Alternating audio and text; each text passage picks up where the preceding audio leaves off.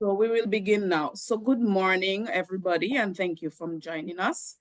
Today is the first part of our CCRAF series. I know we would have had a first session, but we have the three-part series where we have associated to it, that certificate of participation to show our appreciation for you and your time that you attend the sessions, and something as to have that shows that you have gained some knowledge in the various areas.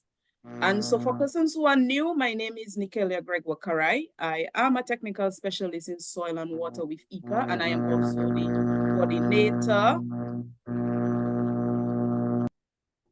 of the Caribbean Climate Responsive Agriculture Forum. And I am from Dominica.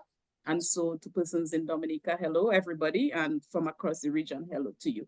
And so for persons that are new and persons that may be new to Zoom, so basically, if you're able to, you could, I'll show you how to. Grateful if persons would also mute their mics as you come in.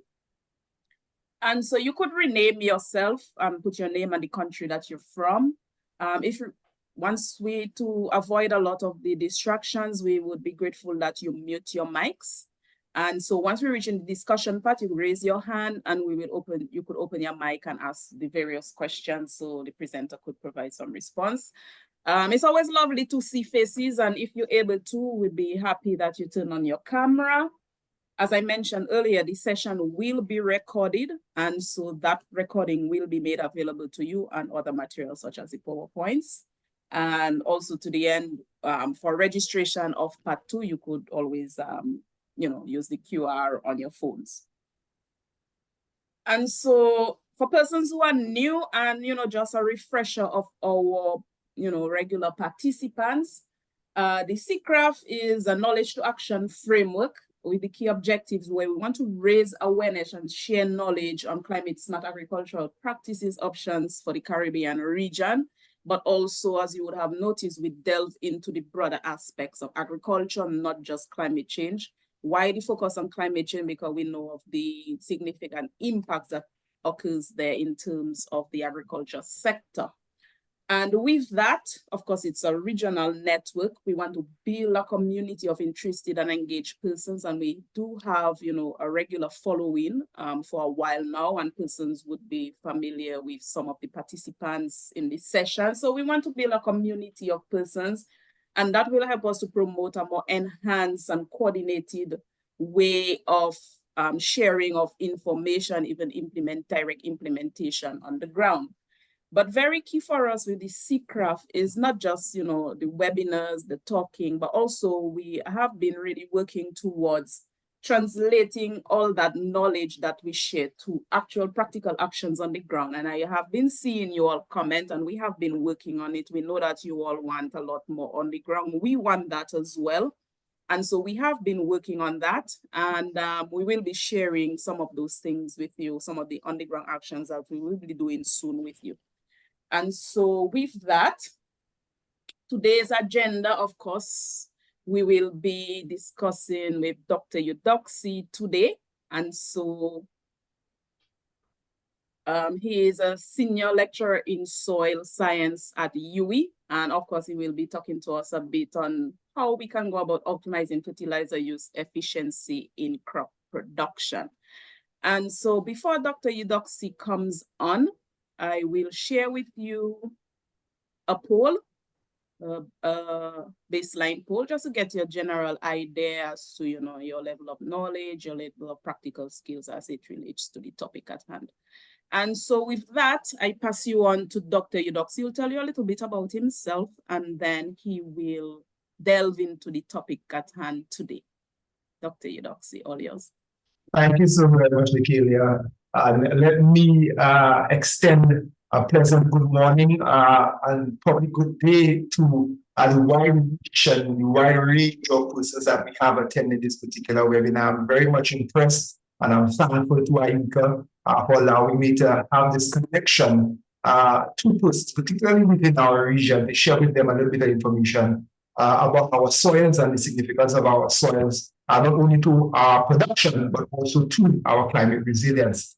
I also wish to take the opportunity to similarly share my sentiments and my thoughts to persons who may be or who have been affected by the passage of Hurricane Beryl, and certainly inform all of our participants and others that we should continue to be vigilant as the hurricane season has now started, and we should continue to ensure that we do all that we can in terms of our preparation as the season continues.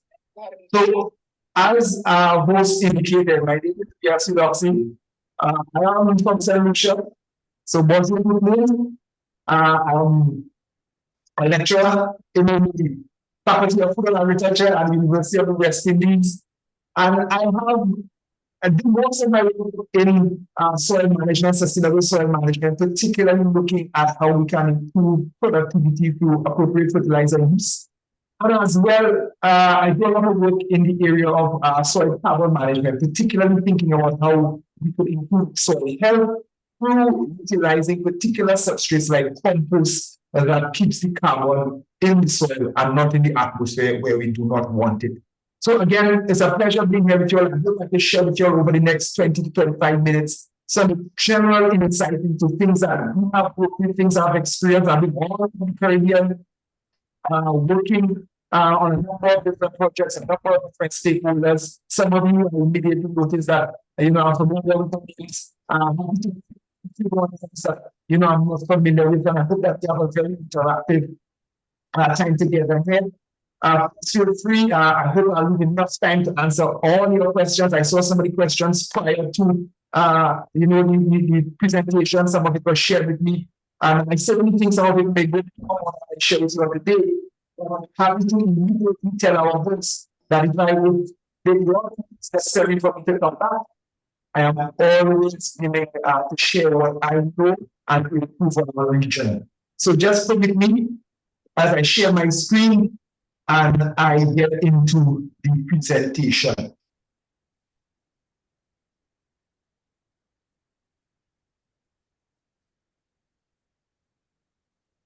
Wonderful. So I'm going to talk to you on the topic of fertilizer use efficiency as a very technical tool. So all we are saying is that how much of that fertilizer are typically used to the end product that we want.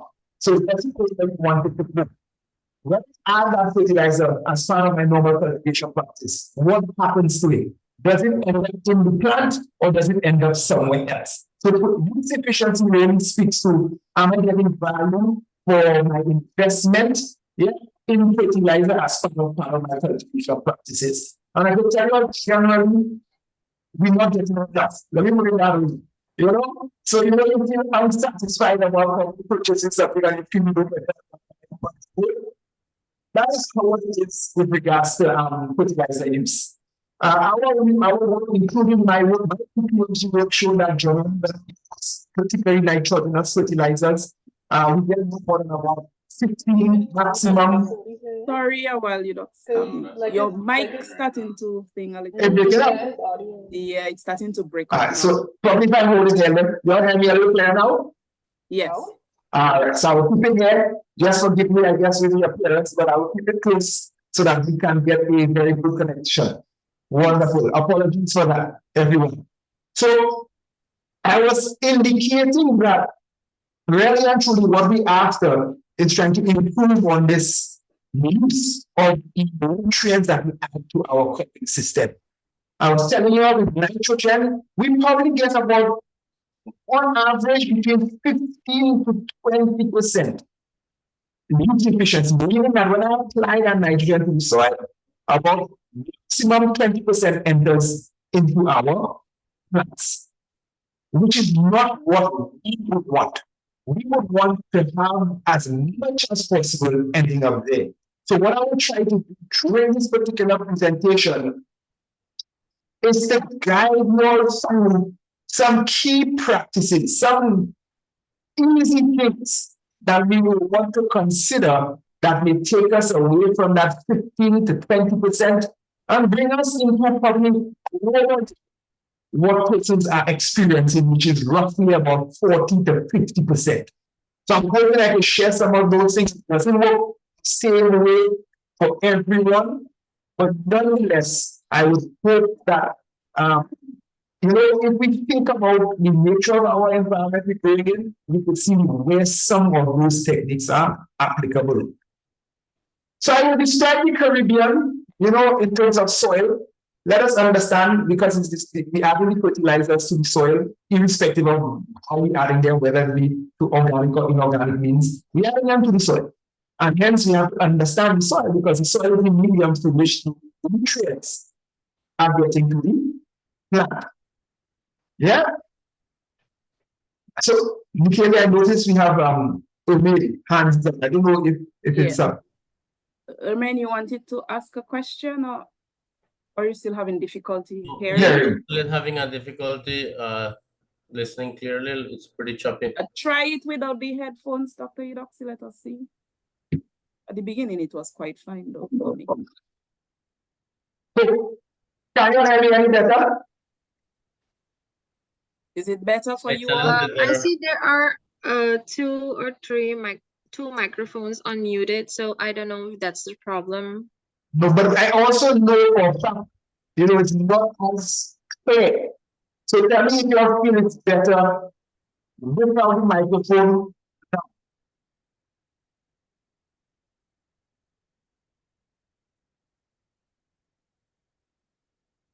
Go ahead, Dr. Eudoxie. So without it's better? Nah, it's still sounding a bit choppy. And there's an echo, It's there's a sounding a reverberation. little echoey now. We're hearing an echo. I'm not sure where we're getting the echo from. Okay, it's sounding better now for me, at least. You're getting a slight echo, but you're getting a reverb feedback on all of it. Yeah, I'm not sure where we're getting the echo. Probably I need to just let me. That's actually perfect right now. Yeah, maybe It actually stay sounds a at lot that better now. yeah, maybe stay at that intensity of the voice, not too high. I think. All right. Yes. So that's good here now, right? Yes, now it's Yeah, much perfect. Yeah, it's better. Wonderful. Excellent. So we will work with that. Thanks so very much for the little technical guidance there.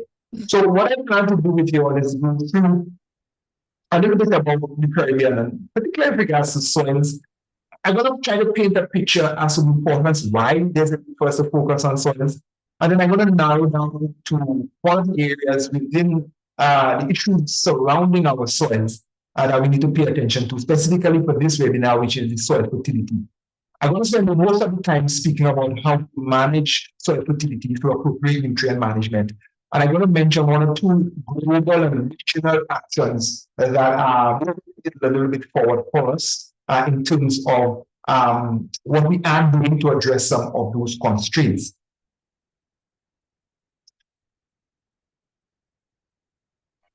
So I started my conversation noting that we have a very broad range of participants. By trying to get us to understand, even from our geology, there's differences in our countries, and these differences result in differences in the nature and distribution of soils across. So I make two broad distinctions here. I want to distinguish our volcanic countries from our other countries. I will also make a distinction where we say continental countries you're seeing on this particular figure. The countries in the Lesser Antilles, those countries are generally part of that higher northern mainland and central mainland of Central America. And they are generally calcareous, meaning that they have calcium carbonate as one of their primary elements or minerals. Very different from our volcanic islands, as you would understand, which came from obviously volcanoes and bring a different kind of minerals into our soils. Difference also lies in our three lower countries in the region, in the Midwest and lower down. We have Trinidad, which was originally part of the mainland of South America, Guyana and Suriname. Their geology, again, is more acidic in nature, relative to, for instance, many of our northern countries that are calcareous. So that makes a huge difference in terms of the nature and distribution of soils, and we have to understand that, because how I manage a soil in Trinidad cannot be the same as I will manage a soil in Jamaica, in Haiti, or in Bahamas. They differ significantly in that regards. So here I just wanted to demonstrate that we have done a lot of work on soils, and I wanted to certainly highlight soil. Probably most persons wouldn't know him. Michaela? Yeah, I think they still have it now. They're saying it's a little muffled. Probably let's try it again without the headphone. I could make one more change and jump onto another system. Go ahead now. Let us see if that is better. So are you hearing me any better now? No? Is it better, folks? I still feel the I'm hearing okay. I'm hearing you clear and loud. Because I'm hearing okay. All right, so I will try, well, with this one, I do need to speak up. So I will try my best to speak up so that persons could probably capture it. And I'll try my best to stay with as best as possible slower to it. Yeah, we could hear you, so I don't think it's necessary to be very loud. We hearing it's picking it up very, very well. So you could go ahead, normal tone. Excellent. So here in this image, this shows, and I know we have persons across the Caribbean. So in this image, we have soils across the Caribbean. Interestingly enough. And really what I wanted to show is that we have had some work done where we have categorized soils into 6 broad groupings, types of soils across all of our Caribbean. And imagine two of the images you see there is Professor Nazir Amar. He's probably the most prominent soil scientist we have had in the region. And what they did at first part of that, we would have, and they would have broken up soils into key categories. And I'll try to tell you where those soils exist across the different Caribbean countries. So we have an idea where we expect what type of soil. So we have 3 types of soils on the far left of that screen that are sedimentary deposits, recent, pre-quaternary, and old material.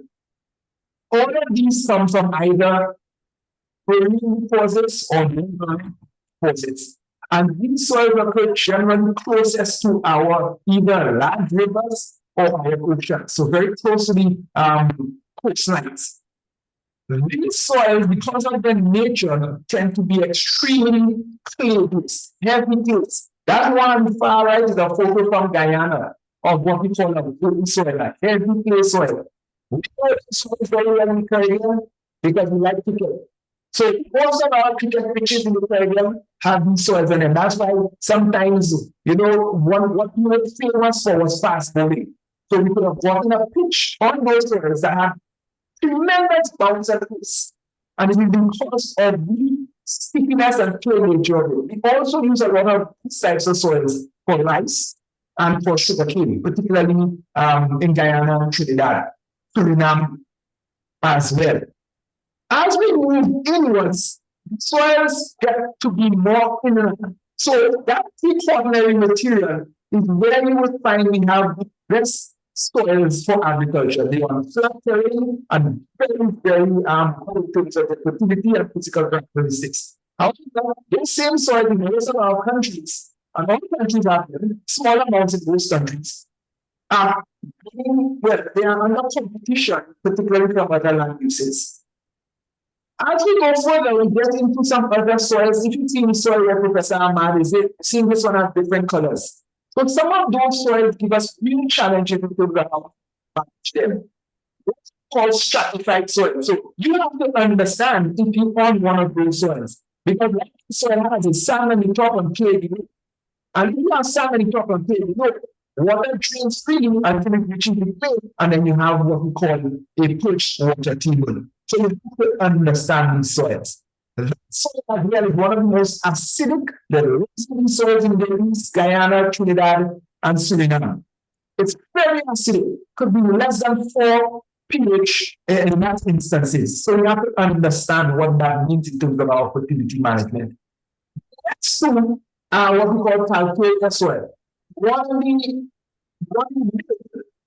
when you see black and white is a soft calcareous material called marl, and that soil is a soil from Trinidad, and the one on the left is another calcareous material from Barbados. Yeah, that we see here. So pH in these soils are going to be like close to 7.5 at times. If you get into the material, it could be up to 8.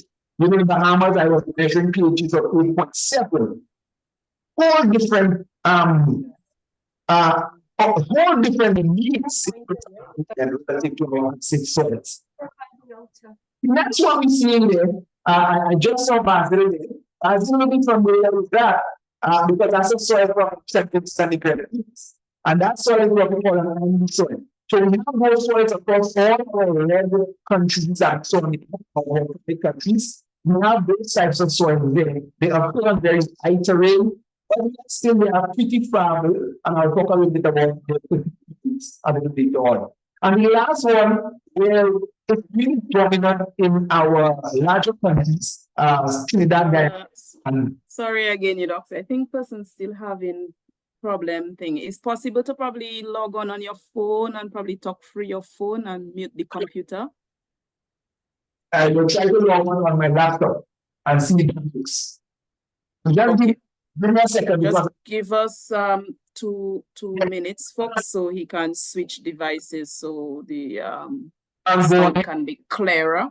Yeah. Our apologies with technology. We were discussing, we tested it and it was fine when we were discussing. So our apologies. If you could just bear with us for 2 minutes. Yeah. Just bear with me. And so while Dr. Eudoxie is setting up, just one person to know that, of course, we will, as I mentioned, for your participation in these sessions, we will be giving out a certificate of participation for persons who attend 2 or more of the sessions. And so we do have 2 more sessions coming up. The second session will be on nature-based solutions for soil and water management, which is scheduled for August 21st. And then we have our third session, which is data-driven farm decisions for enhancing productivity and livelihoods, and that is scheduled for September 18th. In addition to that, many of you might be aware, for those who don't know, we have the Caribbean Week of Agriculture that will be held in St. Vincent and the Grenadines in October. And so the CCRAF will be on the ground there. We are looking to plan a session during the Caribbean Week of Agriculture and possibly do some on the ground actions there. And so we would be happy to meet and engage with some of our St. Vincent participants. And also in August, there will be a youth symposium in Dominica in August 7th to 9th. And so it would also be nice to engage with those CCRAF persons in Dominica. If you're not aware of it, it's happening in Dominica. The Youth Forum and the Caribbean Week of Agriculture is happening in October in St. Vincent. Go ahead, Eudoxie. So are you hearing me any better? Oh, yeah. Is there a person's hearing better? Yes. Wonderful. So I just had to jump to my laptop. Yeah. So it's a newer, I guess it's newer than the computer I was using prior. So just bear with me as I open up the presentation once again, and we will move on. And apologies for that inconvenience. Yes, technology. I guess because we were talking one-on-one, it sounded, it was fine. Quite well, yeah. Yes. So just give me a second. Let me pull up the presentation. And I will go ahead.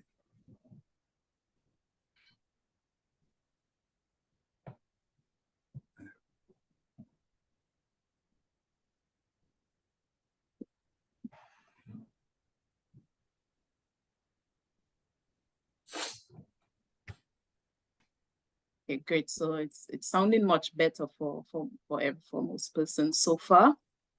So I'm happy that it okay, is. Thank you for the confirmation, folks. Wonderful. And apologies again. So getting back into it. Okay, excellent. Persons are saying that it's much better for them. I'm not sure, probably as I'm using this headphone, I'm not sure it's probably filtering some of the echo because I wasn't quite hearing the echo too much. Okay, so here I go. Good. Excellent. So here we go again, folks. Right, so I was telling you all that that last set of soils there, which are residual soils, are some of the older soils we have in the region.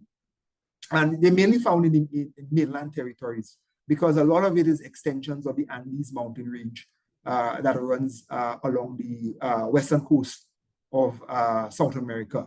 So you have a lot of those types of soils. You do have some of them, the old in Jamaica as well, some of the old mountains in Jamaica as well, made up of those soils. So the essence of that is to really just tell you that we have a lot of soils. So if you look at this map, soil map of Trinidad, and all our Caribbean countries have similar types of maps. If you just look, and I don't want you to focus on what I want you to look at is the colors. You always see colors and numbers there. So in this little island of Trinidad and Tobago, we have over 121 different types of soils. So my key thing is that for you as a practitioner or for you as a technocrat, to understand how we manage fertility means that you have to understand what you're working with. So I always say, know your soil.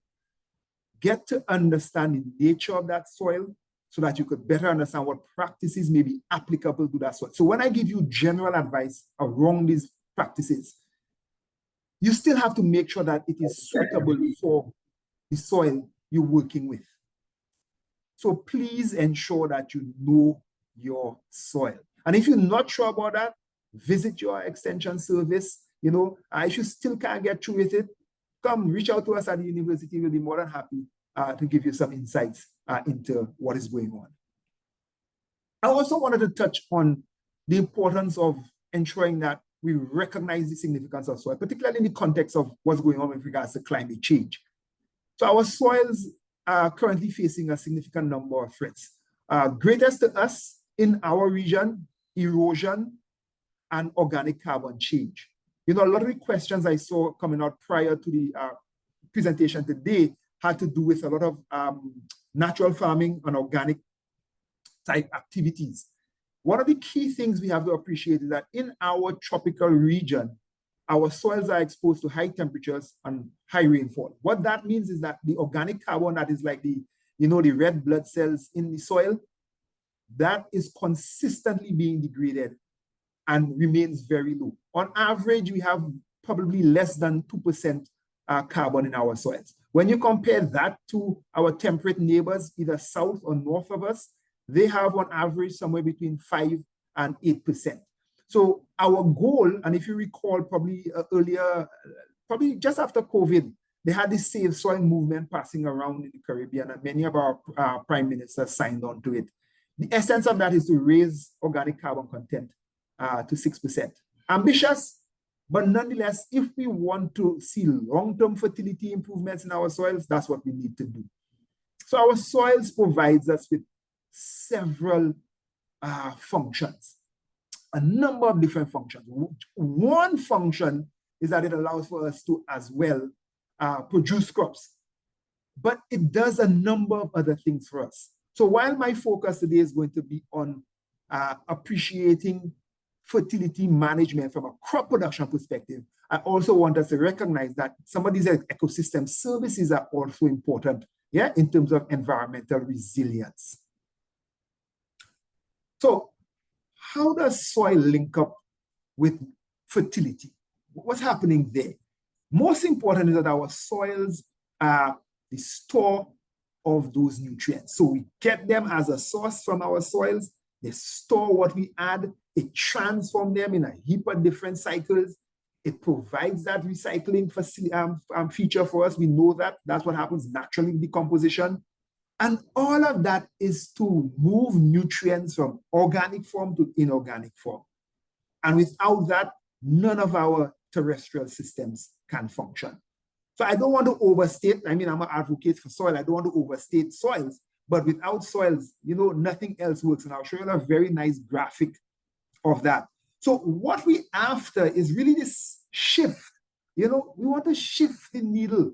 We want to ensure that we monitor our fertility. We want to ensure we look at our fertilizers and other nutrient inputs. We want to ensure we have management systems that improve soil fertility. We want to ensure that as part of that holistic consideration around soils for soil health, we also support recycling of nutrients. And I will get into that into a little more detail. So when we speak about the concept of fertility, what are we speaking about? Fertility really speaks about essential plant nutrients. And I'll share with you what that means. You know, for a farmer, for a producer, fertility really means ensuring that the plants grow well by applying fertilizers. That's not the idea I want us to share with fertility. It really means getting to know your soil, getting to understand how through our soils we could sustain the nutrients that the plant requires, and as well ensure that we have a soil that is healthy that could continue to supply those nutrients to our plants. So that is what fertility means. And if you look at the graphic, you realize that it is connected to all the other important elements that we particularly speak about from a climate perspective. So it's connected to water. So one of the questions somebody asked was, you know, what happens, you know, in terms of adding fertilizers in drought conditions or in low rainfall conditions? Without water, there's no soil fertility because nutrients require water to enter the plant. So you don't add fertilizer without ensuring that there's adequate moisture in the soil. So if, for instance, if you don't have water or you're not going to irrigate, then adding fertilizer has no benefit whatsoever. So very important from that perspective. Very important as well from the perspective of understanding the atmosphere. I will show you a couple of figures that where our nutrients have cycles that we have to understand in terms of managing it. Very important in terms of our soil biodiversity. Very critical, particularly in regards to plant health. So we cannot have a fertile soil if all four of those components are not present. So the addition of fertilizer is not soil fertility. Yeah? Fertility has to do with us understanding that the soil has that ability to provide the plants with the nutrients, and at the same time, we have the ability to manage how the soil provides these essential nutrients. So it is significantly connected to a number of things we do. Climate, physical characteristics, our cultivation practices in terms of the type of plant, the type of land preparation, yeah, and the type of drainage that we have, whether or not we have irrigation. All of those things are very crucial when we're thinking about that concept of fertility. So what is an essential nutrient? An essential nutrient is a nutrient that the plant requires to go through its life cycle.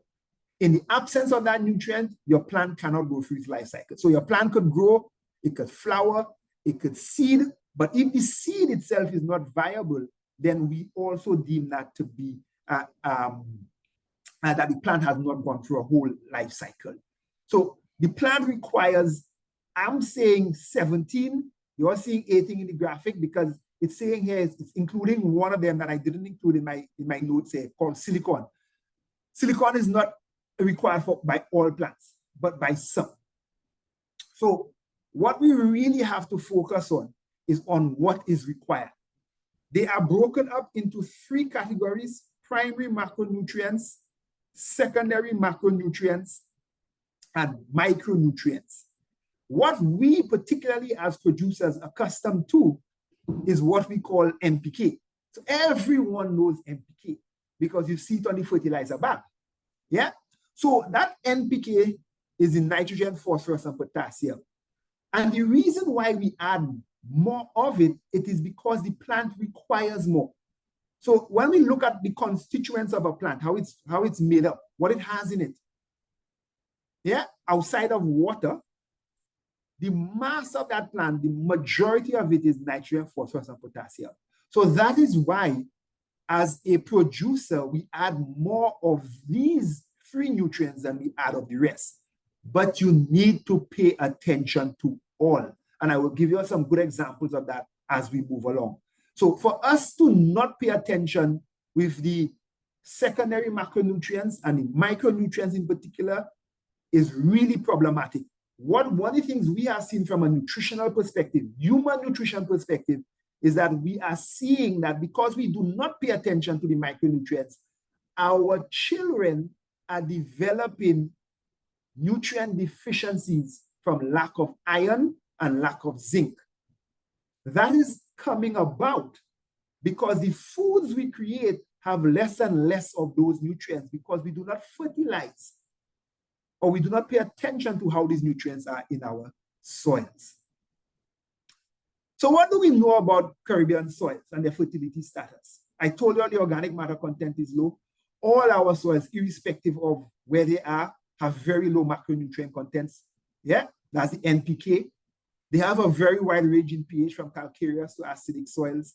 They have poor physical condition. Most of them tend to have adequate secondary and micronutrients, but we encounter a situation where we mine the nutrients out of these soils. And what do I mean when I say mining?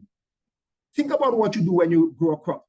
You grow the crop, you harvest the crop, and you remove the nutrients that are in the harvested part of the crop, and it goes to a family, or it goes to a producer or a market, or it is even exported, so it leaves the country.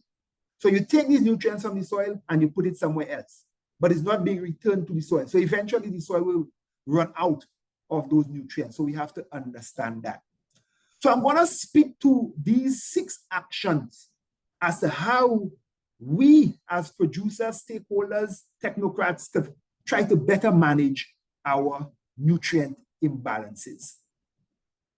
What is the first thing we have to do? The first thing, you know, and I had that little GPS icon there to say we have to know our soil. And how do you know your soil? You have to test your soil. That is one of the areas where I know we have constraints in the region, and I have to admit we are working on that. So I will speak to that towards the end of the session. So we are working on that, but where you can, please test your soil. Even if that test gives you pH, phosphorus, and potassium, and probably electrical conductivity because of you know, some of the drama we're going now with saltwater intrusion. Those are very important. Make sure you test your soil so you have a basis upon which you are going to make decisions. If your soil pH is not balanced, and a balanced pH is, as you're seeing in this nice graphic on the right, somewhere between 5.5 and 8. If your soil pH is not in what we call this ideal plant range, as with most of our soils, we're in some trouble. Our calcareous countries I was showing you all, yeah, and Nikhil, have a nice photo of them, yeah, in our backdrop, yeah. Those calcareous countries in the leeward side, they are generally alkaline, especially those that are coming from bedrock limestone, yeah, our coral limestone. They are shallow, so you reach the bedrock very early, and what you end up with is pHs that are generally above 8. Above 8, you tend to find alkaline soils, and it's very difficult to, I will show in a little while, to manage fertility. On the acid side, we have particularly toxicities of iron, magnesium, and aluminum, and then some nutrient deficiencies. So we have to appreciate that. And you're seeing on the left-hand graphic, aluminum toxicity is one of those things we have not paid attention to in the Caribbean, but it is very important. How do we deal with that? So I wanted to show you with this graphic here. If you look at the one on the right, you will see as the pH increases, what happens. So if you're in a calcareous soil at a pH of 7.5, you have absolutely zero availability of micronutrients in your soil. So if you are not amending your fertility to address that, and I'll speak to you as to how we do that, you're in trouble. You also see phosphorus very low at elevated pH as well. So these are the nutrients we have to pay attention to.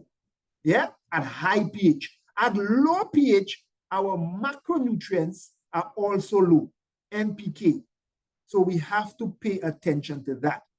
If you have an acid pH, a pH of less than 5, what you have to do is to lime that soil. Lime is calcium carbonate, yeah? And lime raises the pH. To lime your soil effectively, you have to do a lime requirement test. So please just bear that in mind rather than just adding lime. A lot of farmers here in Trinidad add lime as if they're adding fertilizer.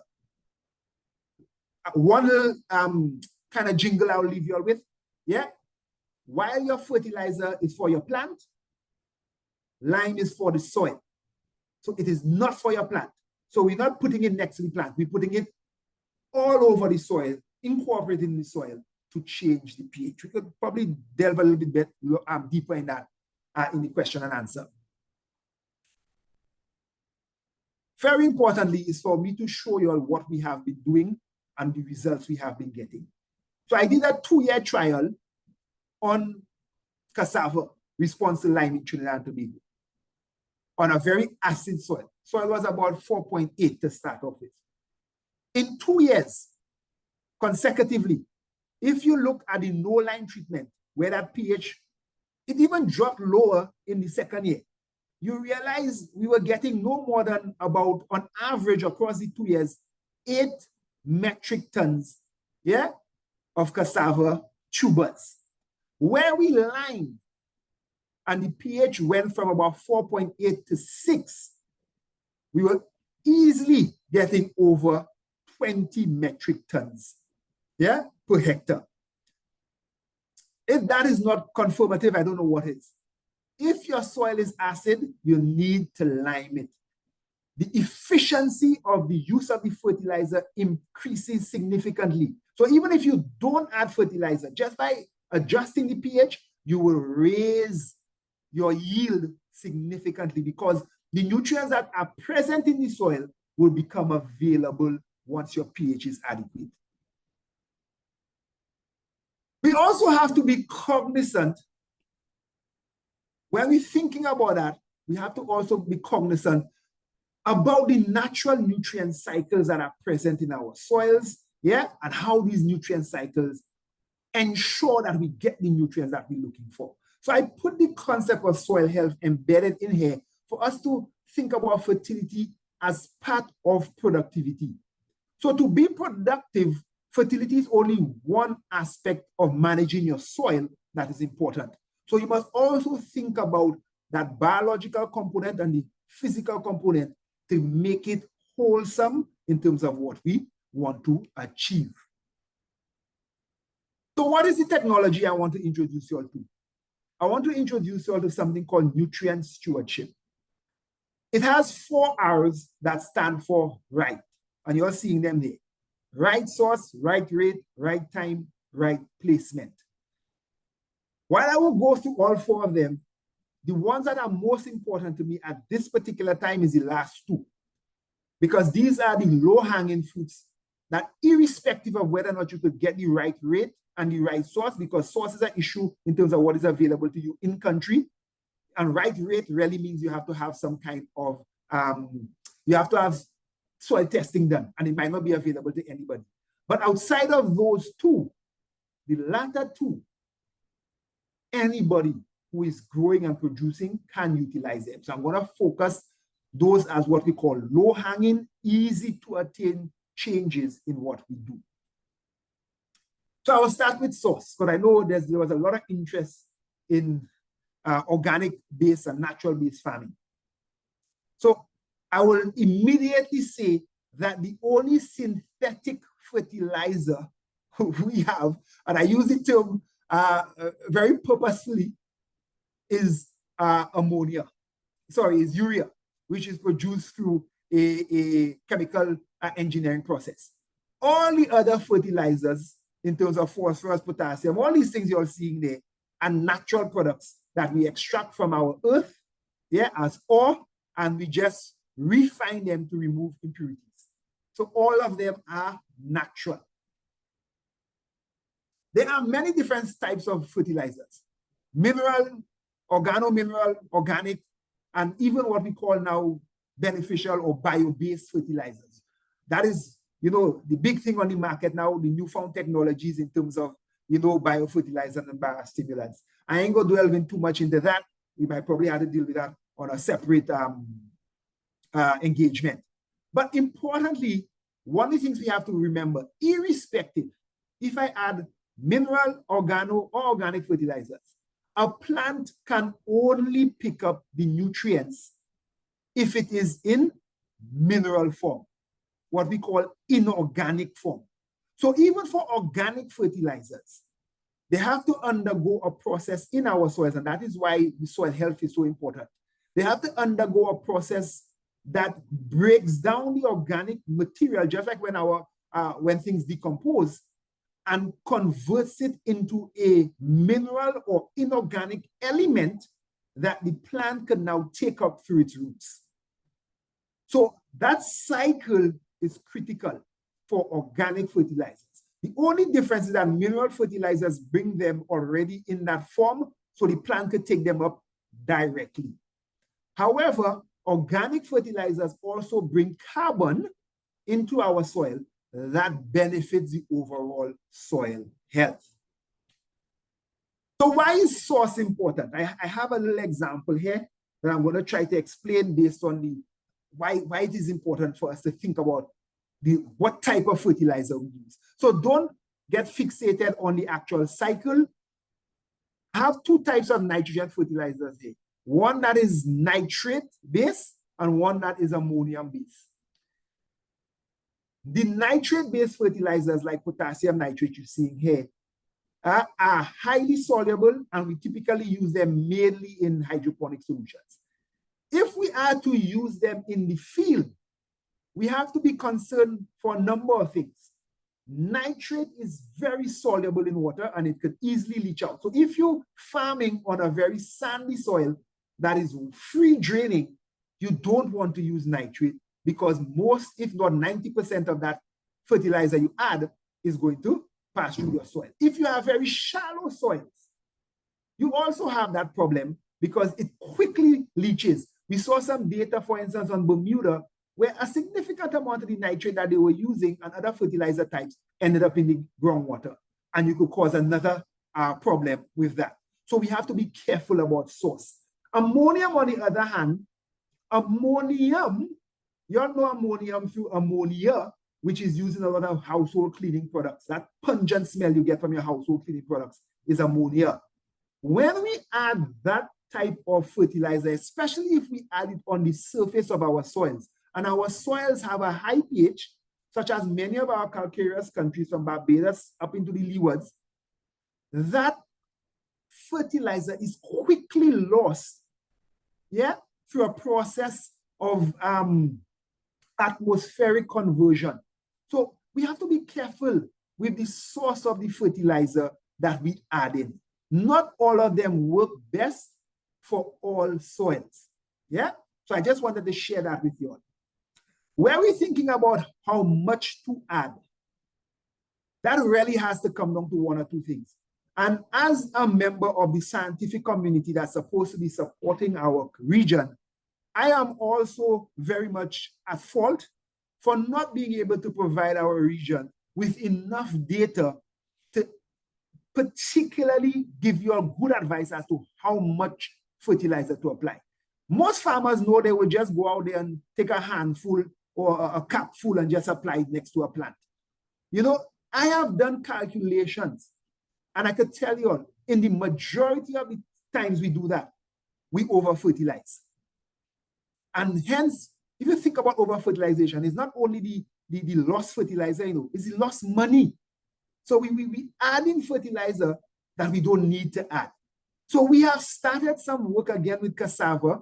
We're doing it with sweet potato. So we have started some real work to try and strengthen that foundation. So I could tell you with absolute surety, if you're growing cassava, and that's what that figure is showing you here, you need not apply more than 100 kgs of nitrogen per hectare to your plot. If you look, you could clearly see as we go up, that is the one that is giving us the greatest yield, the only one that is above 20 metric tons per hectare. When we went up to 200, the excess nitrogen had an effect on the cassava tuberization. So we have to be careful. And that's the kind of data we need to bring out here to our stakeholders. Yeah. So persons know for a fact that it is scientifically valid what we are speaking about. So I know and I could tell you all that. You know, we're doing some work on some other crops, and once we have that data, happy to share that with you all. But to estimate your rate, a simple calculation is what we use. We have a good idea of what our crops require. Dr. Eudoxie, you're muted. Sorry? Sorry? I thought that was a mistake. Oh, okay. Yeah, No I think problem. so too. Go ahead. Okay. So one of the things we could do is, if we know what the crop requires, we could just minus what the soil has. So that's why it's good to do a soil test. Yeah. When we do our soil test, it tells us how much the soil has. If we know what the plant requires, we subtract the two, and that tells us what we need to add in terms of fertilizer. So again, one of the takeaways, do a soil test. Frequency. How do we know when to add? So this is a very general growing guide from a very large fertilizer producer. And it shows the different stages of production, what we call physiological growth stages of the plant, and the amount of the respective nutrient that is required. That is something, again, that we do not have enough local data on, but I think we're in a good position for some of our major crops that I could provide you with some guidance. Two things I want to say here, and I think even here with the corn is the same thing. So the essence is to know your growth stages. So here what I want to leave you all with that. You know, I came to understand across some of our countries, one of the things we do with fertilization is that we think about fertilizers as, you know, we call them either root salt or starter fertilizers, growers, and finishers. So, you know, we use the same terminology we use with poultry production, broiler production. That does not work with plants. Because one of the misconceptions we have in terms of fertility is that phosphorus is required for root growth, nitrogen is required for vegetative growth, and potassium is required for flowering and fruiting. So I want to demystify that and to dismiss that as a philosophy or a strategy you ought to follow. Do not follow that. If you look at this and this, you would see before flowering, look at potassium. Before flowering, 60% of the potassium is required. Similarly here for corn. If you look at the red line on the figure, almost 80% before R1. And R1, if you look at on the left-hand side, you see that's where it starts to tiller. So if we think that potassium is for flowering and we wait until the plant starts to flower to apply the majority of the potassium, we have missed the bus. And that is where sometimes the use efficiency becomes problematic because we're not doing it and fertilizing it at the correct time. Similarly, phosphorus is more important at grain development, at fruit development, more than it is at root development. And the data shows that. So these are the types of, for me, important things that I would like for us to immediately check when we're doing our fertilization and change. Nitrogen is required throughout, even distribution throughout all the growth stages. Yeah, don't just apply all the urea at vegetative stage. It is required throughout, yeah, the stages. Most important. So out of all the takeaways, this is the most important one. This is where I have the largest problem in how we fertilize in the Caribbean. We do what we call top dressing or side dressing. Now, I ain't taking away other elements of production that may constrain someone for applying the fertilizer most appropriately. Because I do agree that whilst we have good tools to apply pesticides, yeah, we do not have good tools to apply fertilizer. So it's mainly done manually with your hand.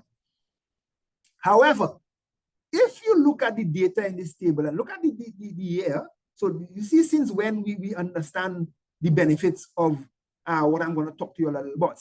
Since in the 1950s and 60s, they know about this, but we have not adopted it as a mainstay in the region.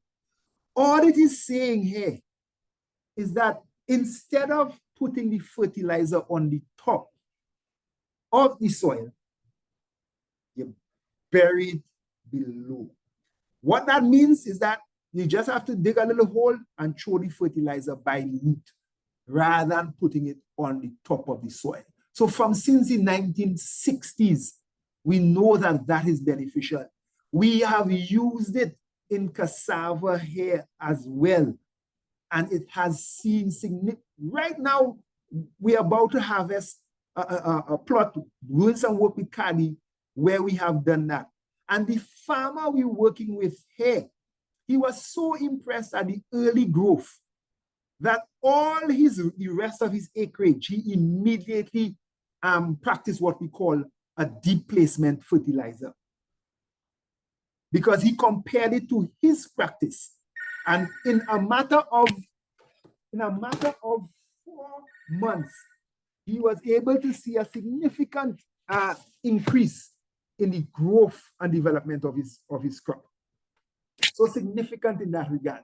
So what I'm suggesting here is that we don't do this broadcast or top dress or side dress, because in our soils, particularly for nutrients like phosphorus, yeah, it doesn't get to where you want it, which is in the roots and for the roots to take it up. So what we want to do is a targeted placement, yeah, incorporated in the soil, yeah, next to the roots. That is the best option we have. In addition to that, persons also sometimes ask about foliar applications. So, you know, the thing I normally ask is that, you know, even for our human bodies, we could take in nutrients through our skin as well. Yeah, but I'm sure none of us want somebody to be spraying food on our skin and let that be the source of our nutrition. The essence is that the plant has an organ that was morphologically designed to take up nutrients. And that organ was not the leaves. That organ is the roots. So make sure you give the nutrients to the roots.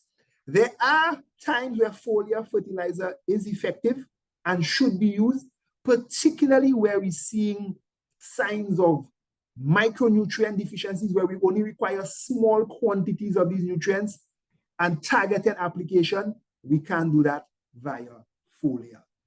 So just to quickly reflect, right source, in the essence, I showed you an example for tomato.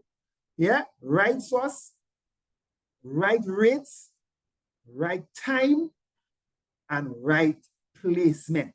The one I want you to pick up, if anyone, is placement, deep placement and incorporated. Yeah, that will increase your use efficiency to somewhere around 40 to 45%.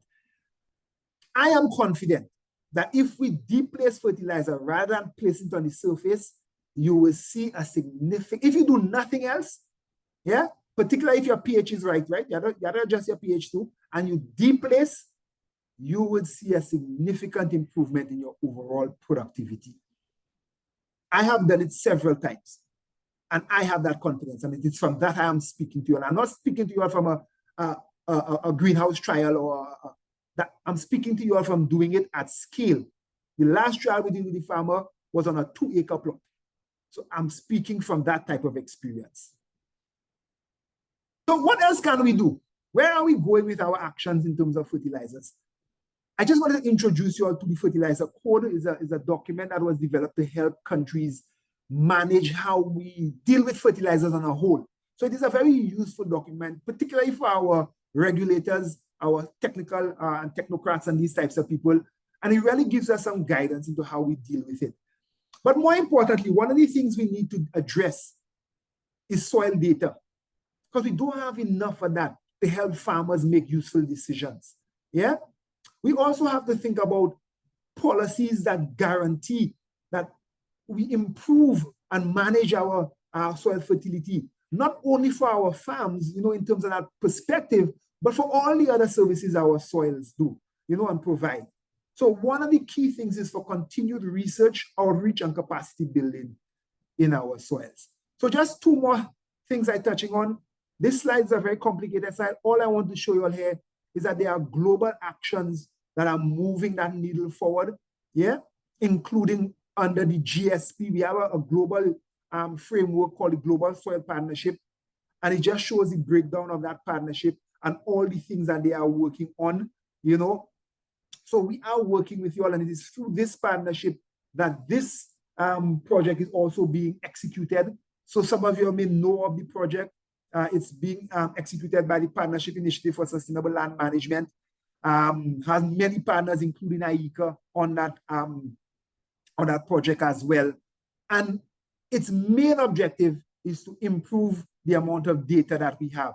So we have been to several countries within the region. We have 8 countries in this first phase. Actually, today they're having the inception workshop for phase 2. So once I leave you all here, I have to run down to the workshop. And they're having it for the rest of the other 6 countries that make up our main territories of CARICOM. So we are anticipating within the next probably 3 to 5 years to have data sets that will certainly aid our farmers a little better in their decision making. And I leave you all with just saying that our health of our soils are important. And particularly as users of our soils, small changes that we do with our soils can have huge impact in terms of not only for ourselves and our livelihoods and sustainability, but our entire countries. So I leave you all with that, and thank you so very much for your attention. Okay, lovely. Thank you so much, Dr. Eudoxie. My apologies. Dr. Eudoxie taught me Newey, and Dr. Eudoxie has stuck. And when a name is stuck with you, nothing the person say can take that away. And so thank you so much for that. I know persons would want a bit more, to go a bit more in depth, especially with some of the research and some of the results that have come out from those research. And of course, we do have that opportunity to get more information on that. We already started getting a lot of the questions in the chat, Dr. Eudoxie. And so, of course, we want this to be interactive, people. So, just raise your hand. Dr. Eudoxie is here. You have that opportunity to have that direct discussion with him. And of course, we love to hear the accents from across the region. And so, raise your hand if you have any questions. And then I will do a mix between persons speaking and the questions that were written in the chat. And so Gabrielle has taken the cake. Go ahead, Gabrielle. Hi, thank you for the presentation, by the way. It was wonderful, very informative. So the question, I actually have it in the chat, but I'll just ask because I have the chance. So my question was, while adjusting the soil to obtain the optimal pH, is it best practice to continually test the soil and adjust during the plant life cycle? Should you consider adjusting the soil pH for different stages of the plant life cycle? Gabrielle, thanks so very much for that question. And I'm noting that you're coming from the Bahamas. No, you do not want to adjust during the life cycle of the plant. You really want to do all of that prior to planting. And generally, if you adjusting, and I'm speaking of the adjustment from acid to neutral, not from alkaline. So I'll tell you how you deal with alkaline in a little bit. So from acid to alkaline, you want to adjust prior to. So normally you add your lime about 4 to 6 weeks before planting, incorporate it, make sure it's wet, and make sure that pH change. Once you do that adjustment, that will last you 2 to 3 years. So that means it's a kind of capital investment that you don't have to do every time. What you would want to do is at the end of your cycle, you will want to measure the pH again to make sure the pH is adequate. For you, if you're coming from the Bahamas and you're thinking about adjustments, your pH is going to be alkaline. It's harder to acidify soils than it is to raise the pH. So don't try to adjust the pH of your alkaline soils. What I'm suggesting here is that particularly two things are troublesome in terms of nutrient availability in alkaline soils. The micronutrients, iron, manganese, copper, and zinc, and phosphorus. For the micronutrients, you could add what we call a chelated version that protects them from being absorbed onto the soil. And you could also use foliar application of those chelates. And also for phosphorus, what you want to do is spot targeted placement directly in the root zone rather than broadcasting. That is what you want to do for nutrients in alkaline soils. So I hope that provided some context. It does. Thank you. Thank you. Most welcome. Gareth, you could go ahead. Yes, good morning. Doc, in regards to pH, with soils that has high calcium and magnesium levels already existing in the soil, but whenever you receive the soil analysis, the pH itself is low. How can you increase a pH that already has a soil with high calcium and magnesium levels in it? Gareth, thanks for that that question. Interestingly, so the high levels are relative. Let me put it that way. Because even our acid soils here in Trinidad, they have the highest levels of metals would be calcium in them. That's just the nature of it. Yeah. But that doesn't mean that the calcium is having a significant effect on the actual pH itself. So you will still want to apply the limestone, yeah, to that soil. So don't worry so much about the actual nutrient levels, the calcium and magnesium levels you're seeing, because what we don't measure in our soils is aluminum. Yeah?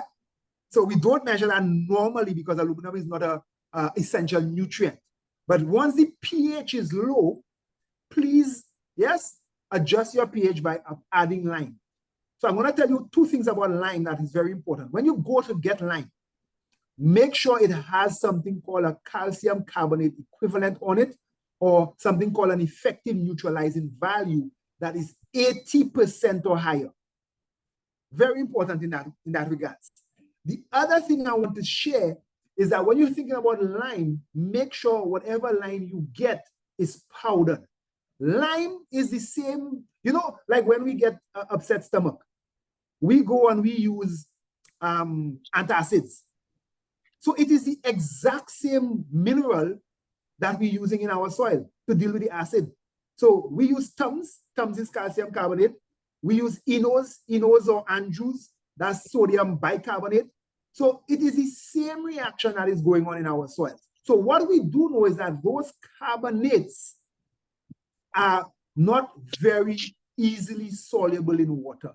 So if you don't use a powdered version of it, you don't get good solubility, and it takes longer for the change of pH in your soil. So I hope that provided some guidance. Thank you very much. Okay, great. So we have Davina. I just saw British comment. Yeah, why you say debatable? It is a compound. Huh? I'm just saying. Yeah, so in the Inos and Andrews, it's sodium bicarbonate, and that is a compound.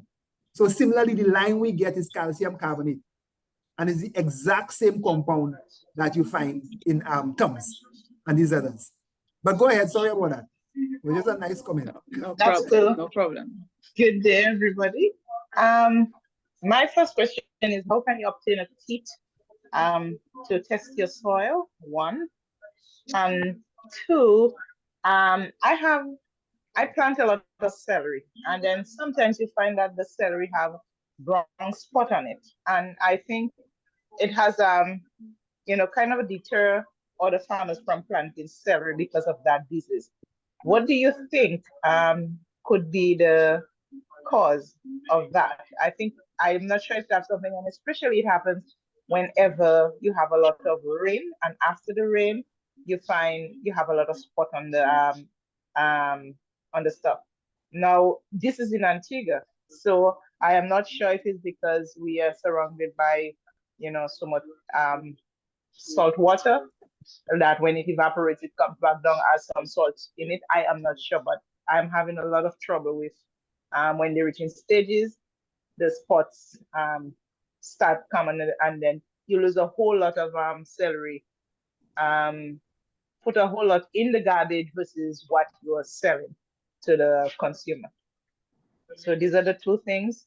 And then the third is, if we want to get in contact with you as to, I know it can be bombarded, but if we have a problem, how would we be able to ask a question on whatever problem that we're encountering? So it's I'm never not a sure problem. if I extend too much. I will start with the third. It's never a problem.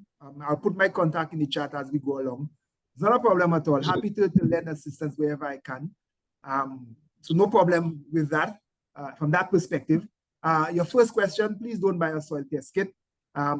Yeah, I don't like to advise persons to do that, because more critical from the test itself is your interpretation of the test. And you really require some, I guess, technical competency to understand what the test is telling you within the context of your operation. So it is better if you have that service being provided to you. I could tell you for a fact that in Antigua, we are strengthening the soil lab there now. So I'm sure very soon they will be offering some of those services to farmers. Yeah, I know your lab does mainly water now, but we are working with them to strengthen their ability to do soils as well, including the interpretation. So I will say not necessarily for you to go ahead and get a kit, because even the kits themselves require you to maintain them. And that's not something I think farmers should be worried about. I think that's a service that you will either pay for or seek through your ministry. The other issue you're talking about on your letters, it happens all over the place, and it's not a soil issue. It is a soil issue, but it's not a nutrient issue. It's a leaf spot. So please visit your ministry again and speak to the pathologist. It's a very common leaf spot in celery, and it can be controlled. So speak to your ministry, particularly your crop protection officers, and they'll be able to guide you. We have it down here all the time as well. Okay, excellent. Thank you. I see we have Errol. Errol, go ahead. Thanks, Nikhila. Good morning, Dr. Eudoxie. Very interesting presentation. I love the fact that you mentioned the whole question of placement fertilizer.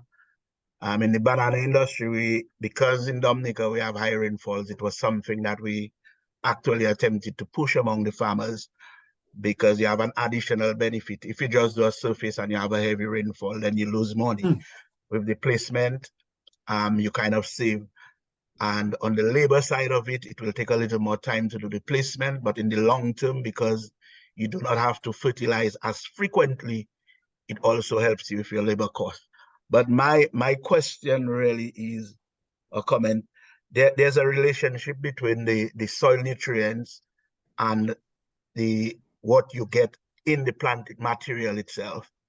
And so would you recommend that in doing a soil test, there's also leaf sampling also, because sometimes you find there's sufficient quantity of nutrients in the soil when you do the test, but somehow when you look at the leaf, the plant itself, it does not appear there.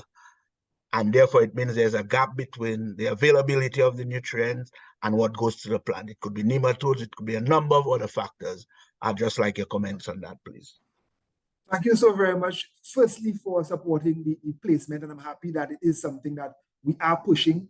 And I know the drawback we get from that really is, the labor costs associated with the longer time it will take to do the incorporation. But happy that we're moving forward with that. It is something that, it really would make a huge difference. On the second point, yes. So I did not touch into that these two other elements of diagnostic testing that are important for overall fertility. I really just spoke specifically about the soil, but plant tissue analysis as well as what we call nutrient deficiency symptom identification are two other elements that are absolutely critical. The latter one more so for the farmer when they're doing their crop monitoring and scouting. You know, the same way our participant before was able to see the spots. You know, we also need to train our farmers in identifying nutrient deficiencies. So very early on, they could address that issue. So you're quite correct. A number of things could affect the uptake of the nutrients into the plant. Yes, tissue analysis is absolutely important, yeah, as part of our ability to diagnose and improve our efficiency. It has been said more than in many fora that actually the plant nutrient content is a better indicator than the actual soil. The problem with that is that sometimes with the plant, it all depends on the plant you're growing, whether or not you have a long growing period, because sometimes by the time you go to do the analysis and you get the results back, the plant is in an advanced stage that making adjustments are not necessarily economically beneficial. So that's one of the drawbacks with that. So for me, it is good for us to first try to address the soils issue, and then we can move forward with the plant type analysis. But I'm saying that it is absolutely critical. One other thing I want to say here is that you are absolutely correct. For instance, in Trinidad, the major issue is not fertility. The major issue here is the physical condition of the soil. Most of the soils are compacted. So the issue is not a matter of whether there's enough nutrients in the soil, but if the soils are compacted and the roots cannot extend to access the nutrients, then you have problems with the ability to uptake the nutrients. So you are absolutely correct in that, and we do need to understand that if the soil itself is only a component of the entire production phase. So yes, if available, you should do tissue testing, and tissue testing, the best time to do it is in the early growth phase, where you might still have the opportunity to adjust your fertilization or better understand if something else is contributing to the lack of uptake of the nutrients. So thanks so very much. That's a very good contribution.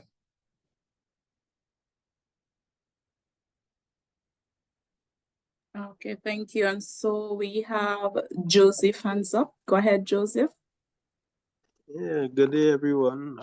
Regarding pH in the soil, it seems to affect these chocolatey cocoa plants quite severely. The tree tends to uptake a higher level of cadmium. I don't know if you could put your thumb on that.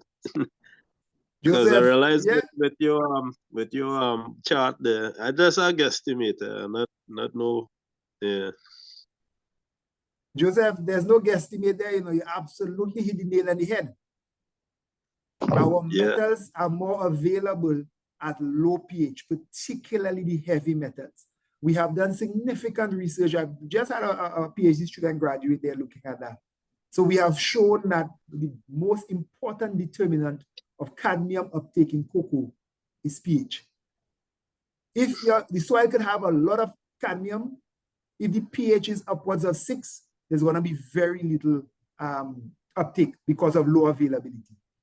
If your pH is low, means in the acid range, even if the cadmium content is very low in the soil, because the tree accumulates the cadmium, bioaccumulates the cadmium, eventually you're going to have cadmium issues in your actual cocoa. So you are absolutely correct.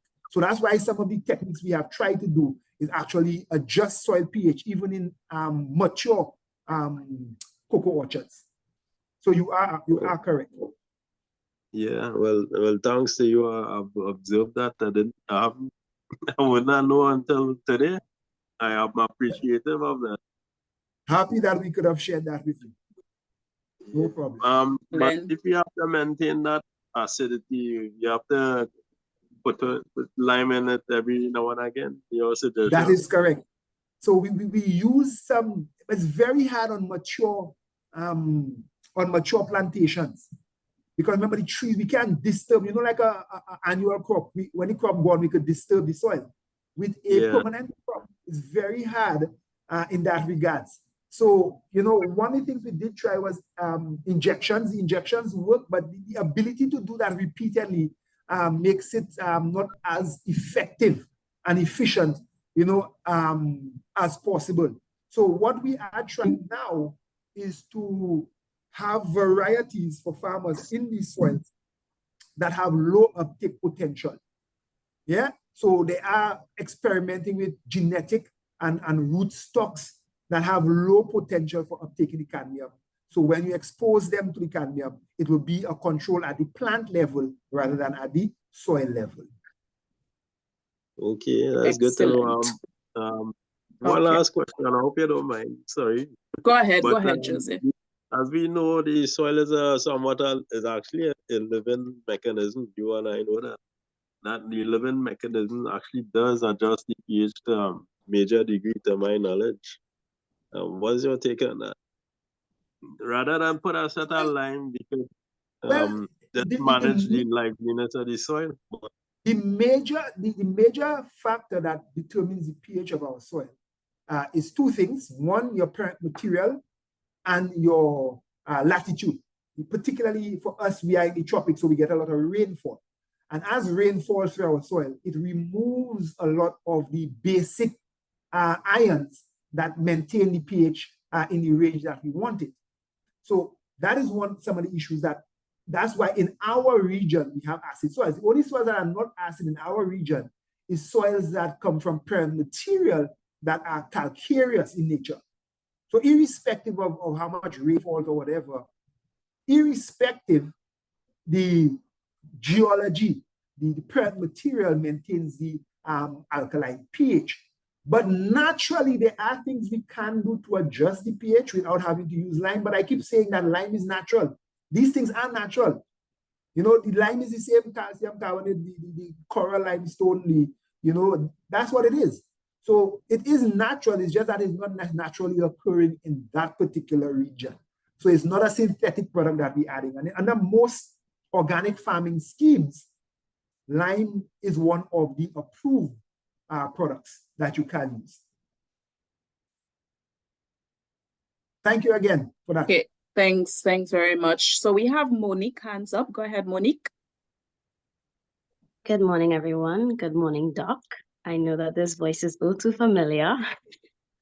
And I have 3 questions and 2 comments. So I just want to say, anything that I see your name on, I sign up for, because you've never led me astray.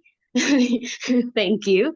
One of my questions, so I am in the GIY competition in Trinidad here, and a lot of the participants are having an issue with the green label nutrients that they're receiving. What has happened is after they apply the combination of nutrients and pesticides or insecticides, they are experiencing it in 24 to 48 hours, the pests demolishing all of their crops. I know that water-soluble nutrients tends to feed mites, and if you apply it on the leaf, there's a high chance that the mites will migrate and eat the leaves and then come back down. Is there any other reason that would happen if they're applying using the exact ratios given? That's my first question. The second one is, in terms of clay soil, I do have the meters to test the water concentration in the soil. But I have clay soil where I'm doing my garden, and I'm wondering if I should stick to the 2 to 3 times watering per day, as well as the soil testing, or if I should, because most of the times it looks wet, but some of my crops tend to wilt. So should I stick to that, or should I just use the meter, and if it says it's wet, I leave the crops to catch themselves? No problem. So on your first question, I will tell you that the foliar nutrients may not necessarily be feeding the mites will be feeding on the plants. And generally, I guess the bio-based products, most of them are not, they don't kill, they repel. So the manner in which you have to use them is something that we have to pay particular attention to. So I don't want to speak heavily on that because, I'm not a crop protection specialist. But the essence of it is that it has to be in combination with other things, particularly dependent on the severity of the infection that you have. Because the essence of those is that they are not necessarily geared towards the eliminating or killing the pest, but to control the pest around the crop. So bear that in mind. When it comes to your soils, the wilting may not necessarily be a sign that the plant is under stress. It depends on when that wilting is happening. Most plants, irrespective if the soil is wet, will wilt in the middle of the day, particularly they are herbaceous plants. That's a natural phenomenon because at the middle of the day when the sun is hottest, the rate of loss of water is just greater than the rate at which the plant could uptake water.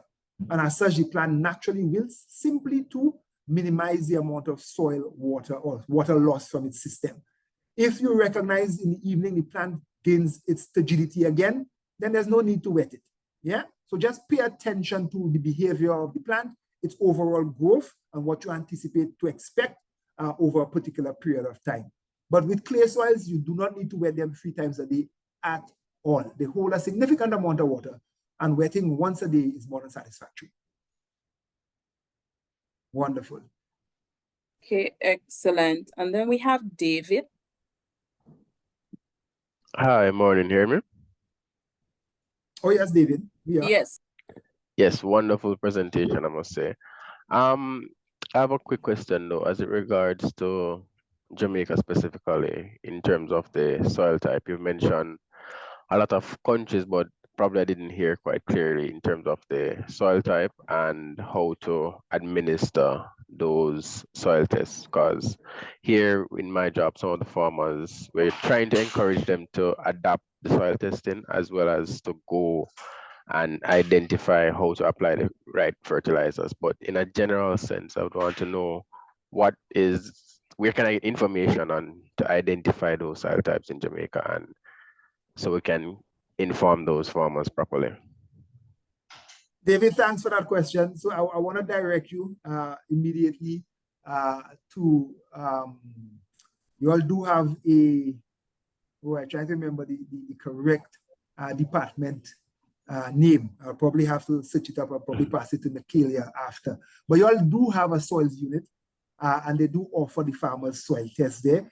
Actually, Jamaica, probably comparative to the rest of the Caribbean, probably Jamaica is probably one of the leading ones in terms of your ability to provide farmers with soil-based data.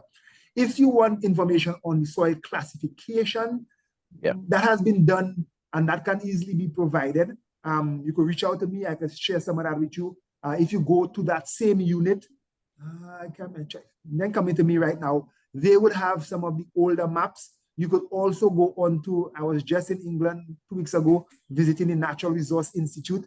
They did some of the original work, and they have some of that work also archived on,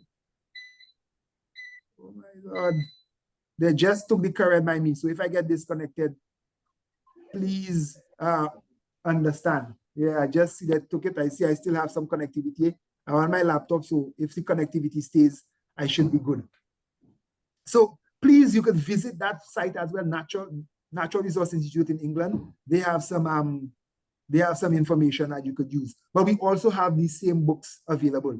So as I said, you could reach out to me. I will put my stuff in the chat nonetheless. Yeah, that would be great. That person still get my email. That would be Thank great. you so very much. But one of the major issues you'll have is your bauxitic soils. David. I think he's gone. I think we have lost Eudoxie there. Let me see if he's probably able to join in on his phone.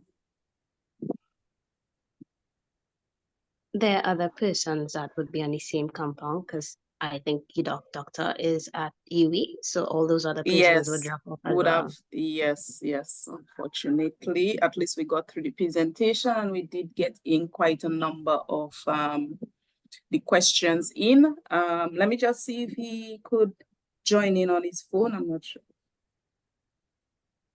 And if you could share his information, that would be great as well. Yeah. So what I will be doing, I will be sharing the recording as well as the PowerPoint presentation and his full details. I know sometimes with the chat persons tend to lose it once you cut off. So I will provide all that information for persons. The questions did not get answered. And for those whose hands are up, please send me your question and I will have Dr. Eudoxie respond to them. What I will Can I do address now? something for David, please? Yes, Robert, go ahead. Greetings, David. It is the Agri-Land Management Department at 191 Old Hope Road. Okay, excellent. right, thanks Also much. for persons in Antigua, soil testing are being done by the analytical services at a cost of 150 EC. And so there are quite a number of tests that they do. So that is for persons in Antigua. In terms of Dominique, I know the Bureau of Standards was doing some back with you. soil testing. Okay, excellent, Dr. Eudoxie. So yes, I connected to my hotspot. Okay. Here. So I hopefully Great. Thank you for coming back on. Yes. No problem. Happy about that. Don't want to disappoint Lovely. at all. So we could continue. So yeah, so in the interim, I have posted the feedback poll while we go through the balance of the questions. Please feel free to respond to some please of the forgive me for questions. not putting on the camera just to control the bandwidth. Yes, no problem, Dr. Eudoxie. We could hear you clearly. Robert, thank you for the information, and you had a question. Yeah, greetings again, everyone. Probably it's not a question per se, probably it's a comment. And for Doc, you were trying to remember the place in Jamaica. It's Almid, Agri-Land Management Department. That is correct, yes. At 191 Old Hope Road. Thank you. What I was alluding to is regarding to the placement of fertilizers, because your presentation stated that from the 60s, these persons know about quote unquote burying of the fertilizer. But I'm saying these literatures which out there during that same time is not mentioning that part any at all. It is in it. So I am one of them who goes out there and facilitate farmers training pertaining to fertilizer usage. And that is part of it which we have debunked, because we have thrown out that persons to they must place their fertilizers instead of broadcasting. But then again, when you look at it also, if you are doing 50 to 100, 200, I was on a property recently which over 2,000 acres. How does that person bury that fertilizer? All right. But mechanicalization, it can be done based on what we are doing on that farm currently. But even when we train these farmers, we have trained farmers, we have set up demonstration plot, we have do plot which is comparison on both sides beside each other. Show them the proper usage of the fertilizer. But as soon as that training is over, they have reaped bountifully from the demonstration plot, and we have compared their production from that plot to their personal plot, and they have seen where the demonstration plot has done significantly better, but within a year or two, they've gone back to their old ways. So it's kind of bit difficult and frustrating at times when showing persons the right thing and the right approach, and they go back to do what they normally do. So sometimes it's frustration, but I should say good presentation, and I'm happy for this type of presentation. Thank you. Thank you, Robert. And you are correct. At large scale, there are fertilizer injectors that, depending on the nature of the crop that you're growing, that you could use. Another technique that is very important as well is that you could have something what we call a basal application. So that means you could apply a proportion, relatively about 20% of the total amount that you need to apply during land preparation, either through use of an injector if the farm is extremely big. We know some of our countries, Jamaica, Belize, Suriname, Guyana, huge countries, huge acreages. Yes, mechanization is important in that regards. But even for small farmers, when they're preparing their land, they could apply some of that at that particular point in time. You know, I will tell the farmers, even when they're applying their compost or their manure, apply during preparation so it becomes part of your soil and improves your soil itself, you know, rather than applying it as a fertilizer source only. So I think that is very crucial as well. Thanks for that contribution. And I know the challenges. And that's why we consistently have to just be, you know, all the time trying to get our farmers to have that shift, because many different things affect the farmer in terms of the decisions they make. So we have to be understanding of it as well. But it is our role as a technocrat to consistently provide them with the evidence and the opportunity to make that transition. Yes, wonderful. Thanks for your contribution. Excellent, thank you. And then we have Herman and Ashley, I believe. This is Ashley speaking. Okay, Ashley, go ahead. Hi, so I do have a main question for you, but before I get onto it, I did want to add maybe somebody was saying that they had problems with their celery with brown spots. I didn't get to hear the question fully if they said that they already add calcium in, because I was wondering if it's a misbalance, maybe they're lacking magnesium, because that has a bit of a, I guess, what's the right word to say? Like a balancing effect between the two nutrients. So having a lot of calcium could possibly limit the amount of magnesium available. I mean, doctor, you could correct me if I'm wrong. So is that it, Ashley, or you have something else to ask before I reply? Yeah, what I specifically wanted to ask about was the effect of urea addition to soil pH. Because we have acidic soil in Trinidad, and I know that urea has like a twofold effect in terms of how it affects the pH. And I know that farmers locally add a lot of urea to the soil. So I was wondering what effect that has. So with regards to the first question, I see some wonderful responses in the chat. So yes, that first question, that spotting is a fungal issue, particularly in the rainy season. As you all know, our fungi very prevalent during the rainy season. So it is something that you would just have to consult with the ministry as to the best approach for it. Nutrient imbalances, be careful with that. Make sure if you want to understand antagonistic or synergistic nutrient and their balances, that you have sufficient information to help guide that. Yeah, and that's where your soil testing as well as plant tissue testing becomes very important. Yeah, these two nutrients are antagonistic in that regards, but just be careful and make sure you have the data to understand the concentrations that they are existing in, yeah, to make these types of decisions. Regarding your second question on urea, yes, immediate application of urea to acid soil in the vicinity, it raises the pH of the soil. So urea in its breakdown, yeah, immediately increases the pH, but that is very short-lived, only a few hours, and then it produces ammonia, and then the ammonia is what raises the pH. That is converted to ammonium, and that then is quickly converted to nitrate. And in the conversion to nitrate, because it loses hydrogen, it acidifies the soil. So the long-term effect of urea is an acidifying effect on our soils. So we have to be cognizant about that as well. Whether or not I would choose urea, for instance, over ammonium sulfate, yes, I would. Yeah, in that regard for our acid soils in Trinidad. So I hope that provided some context. Great, thank yes, you. That does clarify. I do have just one other thing I wanted to add based on something somebody else was mentioning with the cadmium levels in soil.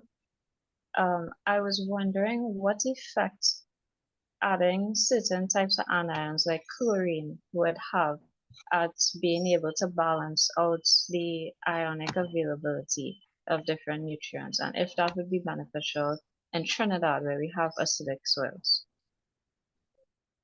So yes, you can have ionic balance, and that is important, particularly at the uptake level in what we call the rhizosphere. But please do not add chloride, yeah, to your soils, because the effect would not be an ionic balance. The effect would be an increase in the salt concentration and toxicity. Chloride, although it is a essential nutrient, is one of those that can lead to toxicity in your plants. So, Okay, would you say then that it's a bit dangerous to rely on potassium chloride then as a fertilizer source for potassium?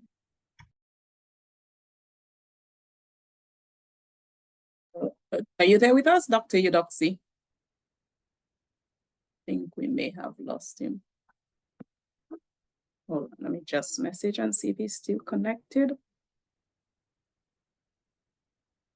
that is not the approach. He's back. We lost you for a few minutes there. Yeah, it's telling me the connection. So I would just check and see if our I think the other connection back on as well. Current came back. I don't know if it's switched yet, but I didn't want to come off of the hotspot and then it disappears. Okay, no problem. I was saying that yeah, you don't want to focus, even if you use potassium chloride, it's fine. That's a normal fertilizer we use. You just have to be careful about two things with that. One, whether or not you're dealing with chloride sensitive crops. If you are, then you don't want to use that. And two, the concentration is what matters. You know, same way when you go to a doctor prescribes something to you and gives you a concentration to take. If you take it more than what is prescribed, there's likely going to be an adverse effect. So it's the same thing. So fertilizing is not just the source, it's also the amount that we use. So I hope that provides some explanation. Great. And so we have Musa. Thank you, Dr. Eudoxie. Just have one question regarding the volcanic eruption. You know, in some Caribbean countries like St. Vincent and Grenadine, there was like a volcanic eruption, and this affected significantly the plant growth and the cropping pattern and even the soil physicochemical properties. And in some places, there's even like a very thick layers of ash, and when it's in contact with water, the ash cements and solidifies. Have you done some research or field work regarding the management of this volcanic soils? Is there any like practical solutions that you could possibly recommend for the context of St. Vincent and Grenadine? This is my question regarding they have just have some comments on some of the answers that has been raised by some of the colleagues here. As long as you are talking about the fertilizer use efficiency in the Caribbean countries, I believe that one of the key elements that needs to be taken into consideration to improve the fertilizer use efficiencies in these countries is the liming. You know, liming is very important, and because even if you have a very low pH, even though if you fertilize, the plants, they won't be able to use that nutrients. And this has been actually mentioned by some of the people there, saying that they have the issue, even though the soil is rich in terms of nutrients, the plants, it's not reflected in the plant tissue analysis. And this could be explained by the fact that if the pH is very low, the plants, they won't be able to uptake those elements, you know. This is very important. And also some people have mentioned that calcium, do we really need to lime our soils, and providing that there's plenty of calcium in the soils. However, I just would like to mention here that liming, there is plenty of calcium in lime, but the most important component in lime is carbonate. So the carbonate, which is actually modifying the soil pH other than calcium. So the carbonate is the most important chemical component in the lime material, mainly calcium carbonate and other liming materials that could be used. Okay, thank you so much for your presentation. Thank you, Musa, for your confirmation. first and foremost on the lime. And yes, I do agree with you there. Thanks for that support. I think it is by far in our countries where we do have acid soils the largest issue. On our countries that are more calcareous, other things are probably more relevant. Yes, I have been invited. I was invited immediately after the volcanic eruption to come and assess the soil health status of the soil. So we have, and we did a survey of St. Vincent and the Grenadines across the 4 hazard zones. And we did recognize, yes, there is an impact of the actual ash on the nature and properties of the soils. And yes, we did indicate and provide some guidance as to how they can manage those soils better. Because it presented a situation of fresh material, the material is a little different from soil and do not necessarily have some of the elements that you will get, over geologic time as that soil develops. So we did do some nutrient analysis and some, I guess, the status of those soils and provide some guidance. The soils remain in St. Vincent probably one of the most friable ones we have. A lot of the farmers would have incorporated if they were particularly in the yellow and green zones, incorporated the ash into their soils. And it would have not had a significant impact on the behavior of the soil in terms of what they were traditionally doing. There are things that they need to pay attention to in that regards, particularly because some of the material, particularly finer material, does have some influence in terms of particularly phosphorus fixation. But overall, I think we did provide the responsible authorities with some information surrounding how they could better manage those soils, after the volcanic eruption. That's some work that we remain to publish to hopefully share with a wider audience. Thank you. Okay, great. Thanks for that addition. We have Grady and then we have Avinash.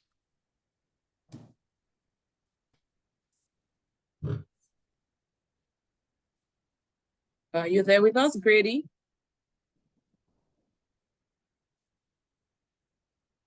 We're not getting anything from Grady at the moment. Avinash, are you there? Hi, good morning, everyone. Can you hear me? Good morning. Yes, we could hear you. Go ahead. Hi, Doc. One of the things I'm concerned with is that I know that sometimes in Guyana, when we try to do the soil testing, sometimes it's unavailable, and usually the results take a long time. While our crops, like you said before, would come in the larger form in hectares and hectares, how would you advise us in terms of crop rotation for a more organic soil? And how about your view on intercropping in large scales of terms? Because even in the Mayan days, they would have grown things like pumpkin and corn and what you would call string beans at the same time.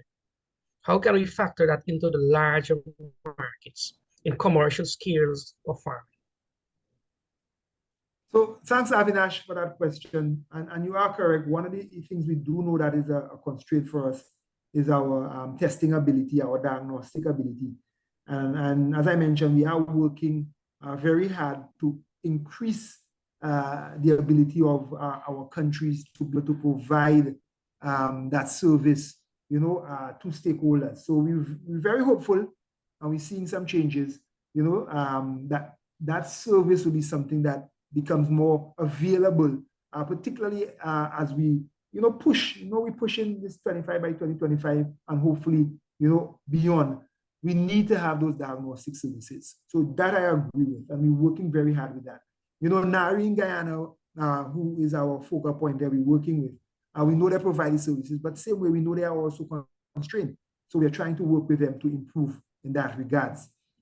On your other question, yes, I mean, intercropping on large farms may be more challenging and requires more planning than crop rotation. So, crop rotation, and I know you're currently expanding significantly and you know, moving into the soil and these other things. So I think if you all follow the good examples of your neighbor south, they have very good, particularly not when I say very good, examples of, you know, how you move between grain and legume, which is what you really want in a rotation. Opportunity for two things to happen. One, that you have enriching crops such as legumes to the soil that improves on the soil overall health. And two, you have crops that have different overall nutrient requirements so that they don't deplete the soil of one particular set of nutrients, you know, time and time again. So yes, there are good examples of some of those rotational systems that are available. Intercropping needs a little more planning, a little more direction in my mind, particularly at the large scale. A lot more logistics involved, particularly in terms of the choice of crop. If you require different types of machines to plant and to harvest them and to maintain them. So that requires a lot more thought process and planning than crop rotations. But both of them are effective and they are good examples, particularly in the South, where they use those at large scale. So it is for us to probably learn from our neighbors, particularly at that type of scale. Wonderful. A follow-up question, Doc. As a CARICOM community, how can we reduce the cost of fertilizers? Because that's been one of the sore issues of the farmers here in Guyana, cost of production inputs against profitability. That's a very good question. Huh? Two things I would say about that. We are a net importer of nutrients, particularly fertilizer nutrients. The only nutrient we produce locally or regionally is urea. So that is produced in Trinidad and probably, I'm sure, soon enough from Guyana. Yeah? So these are the two nutrients we produce locally. So that may be one of the opportunities that's there for us. Why we have never benefited from that is because when you think about globally, our consumption of fertilizers very small, yeah, relative to the rest of the world. So that's one of the issues that we have. So we are a net importer, and it is something for us to think about, particularly as we start to expand in countries like Suriname, Guyana, and Belize. So that's one area that we have to think about. The other area is how we manage our fertilizers, the use, which is what we're speaking about today. Certainly things like crop rotation, certainly things like appropriate health management, certainly things like recycling of nutrients to composting. Those are the opportunities that we have to help us reduce on our overall nutrient input costs into our production system. And these are the areas where we need more attention to, you know, at national level. Yeah, we need to have systems, and that's why I showed you that fertilizer code, because we need to have policies that drive those types of initiatives to empower producers, empower importers, empower persons in that cycle to recognize that these are things that we need to be working on. So thanks again for that question. Okay, great. And so I'm not sure if Grady is still there with us. And so we'll take the last two questions, Ibn and Musa. Evie, go ahead. Yes, I pronounced that correctly. Again. I don't really have any question as such, but I learned a lot of stuff that I did not know. And I am happy to join this meeting and things what I did not know. I learned a lot. And I want to thank you guys for putting out all these things. I mean, if I have any problem with soil or anything like that, I turn to my extension officer and she deal with the problem for me. Anything like plants and stuff like that, I talk to my extension and I get an answer. So I want to thank you guys very, very much for all this education that I did not get. I don't know. I learned today. And I will continue to join the meeting to learn more and more. Because you're never too old to learn. I am 62. I'm still in the farming business. I never give up. I was there from small behind my stepfather, and that's what I used to send my children to school, take care of them and myself, and help to give to others who in need and stuff like that. So that is, I just want to thank you guys for proper and good education that I did not know. I know it now. So thank you so much. You guys have a blessed day. Continue to listen.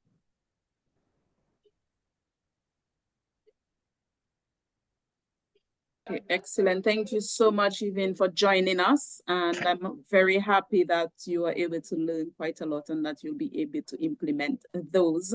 And of course, I know Dr. Eudoxie provided some good, while the session, it's not very long. Of course, it's an engaging session to provide some information. Unfortunately, we cannot provide everything in one session, but some key things to guide you in your initiatives and your work. With that, we'll take our final question from Musa. Don't forget my question. Thank you. Sorry, which question did I miss? Hold on, Musa. Rainier. No, I just have one. Okay. Someone else is speaking. I don't know.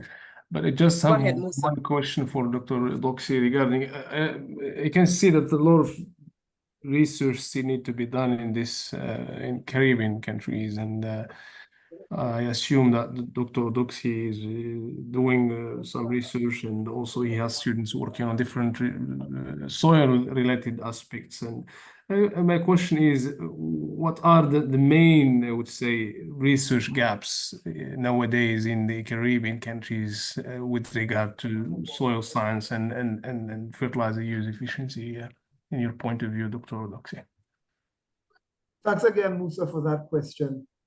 I think very importantly, we just lag a little behind the rest of the world in terms of probably things like what we're discussing here, fertilizer use efficiency, fertilizer practices.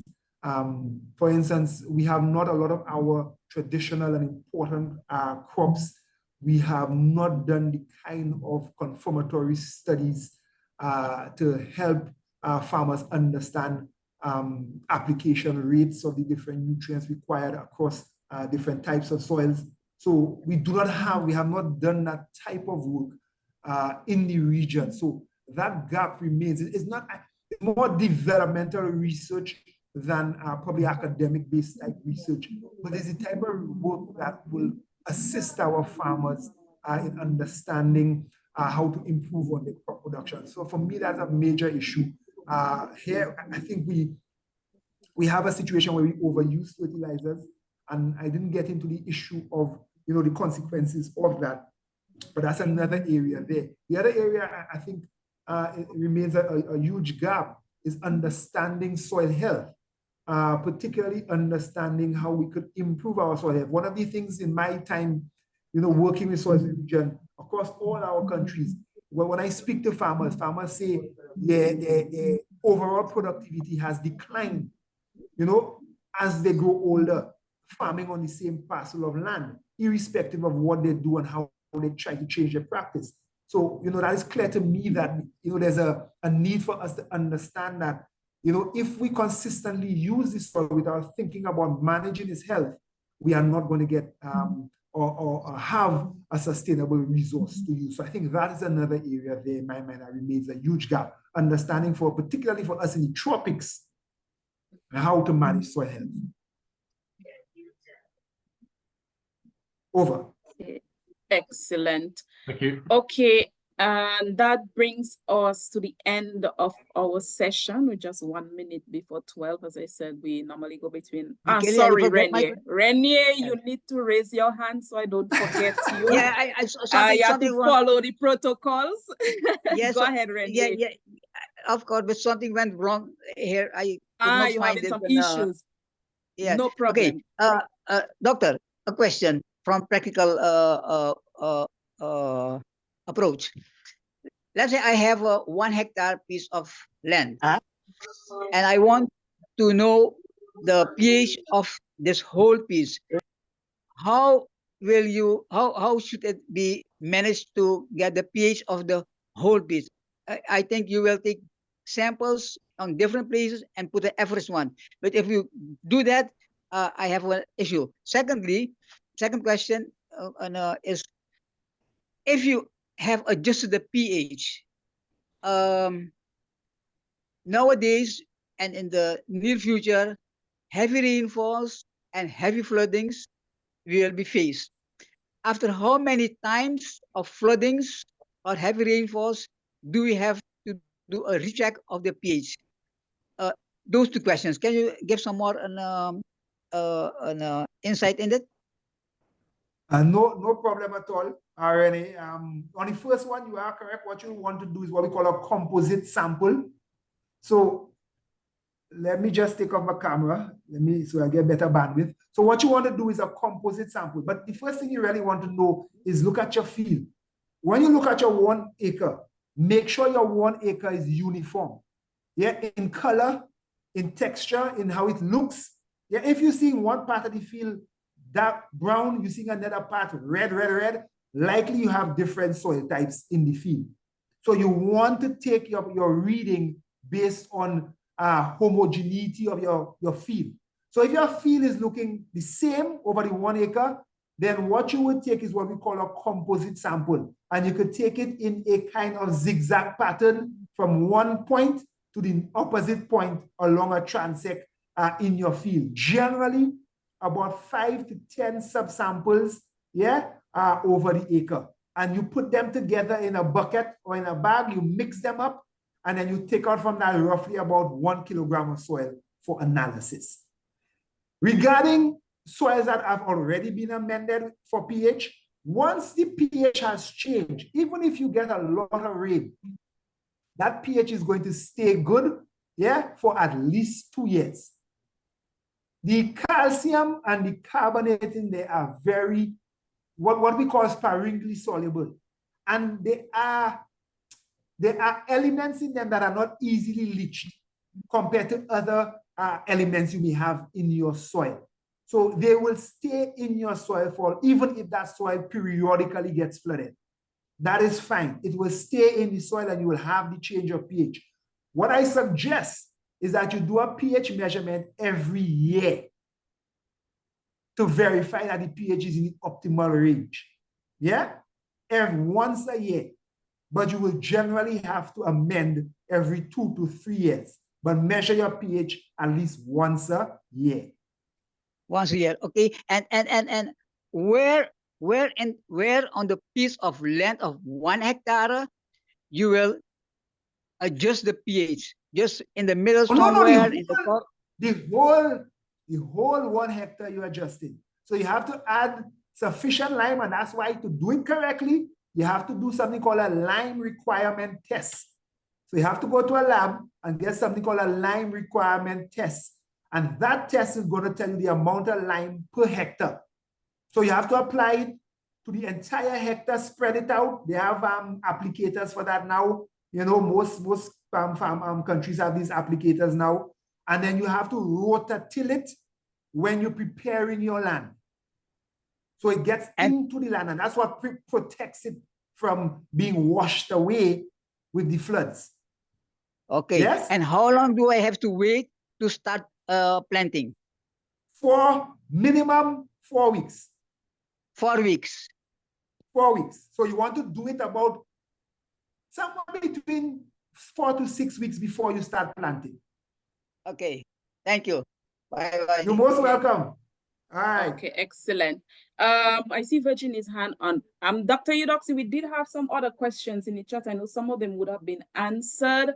How long out? We have reached the 2-hour mark. Would you be able to stay on any longer? I know you mentioned you had a session to probably attend no to. longer until probably I will stay until 20 past. Yeah, that's not a problem. Okay. Okay, great. So we'll take Virginia and then I'll ask some of the questions that did not really quite get answered in the discussion. No problem. Hi. Thank you. Hi, and thank you so much. I had to step away. Unfortunately, I had another meeting, but I'm back. I had written in the chat that we're here in the Bahamas, and I'm part of a group that does composting, and I just wondered, you know, what the state of composting was throughout the other islands, because as you said, you know, for soil, the structure of the soil, the organic, the compost is very good. But from what I gather, there's not an awful lot, a big push to be composting. We do green waste, we use horse manure, and we use some stuff from one of the breweries. What's your opinion, and do you think we can encourage that more throughout the islands? So composting hasn't taken off, particularly in the English-speaking islands, as we would have liked. It's much more prevalent in both our Spanish and French-speaking neighbors. We haven't, although we have a desire to go forward with more sustainable agricultural approaches, we have not moved our composting needle where we would like it to. I have to admit there are current actions, including IECA's leading a regional compost standard. So there are current actions that are going to hopefully assist with regional development of compost, because we need to understand if somebody is making something and they call it compost, that it has the quality of what we expect compost to have. But at small scale, there's a lot of activity with compost in all the different Caribbean countries. A lot of it, from farmers groups to individual farmers, yeah, depending on what their interest is. So they have a lot of persons who are making and utilizing compost in their production systems. So it is a good practice, yeah, to have. Yeah, it is one of the best ways to recycle, store, and return your nutrients to the soil that provides the soil not just with nutrients, but with also carbon that is important to its overall health. So it is something that I truly support. I've worked a lot on composting, and it is something that we really want to see expand. But for it to expand, we have to certainly move from small scale farm-based composting, because most of our farmers are small scale, to commercial scale composting, and start to think about all the other sources of biodegradable material that we have. If you just think about our landfills in the region, audits from those landfills show certainly between 60 to 70% of the waste is biodegradable. So just thinking about that, there's great opportunity for us to do a number of beneficial impacts by thinking about composting and what it could do with regards to returning nutrients to our soil. So it's something that I support 100%.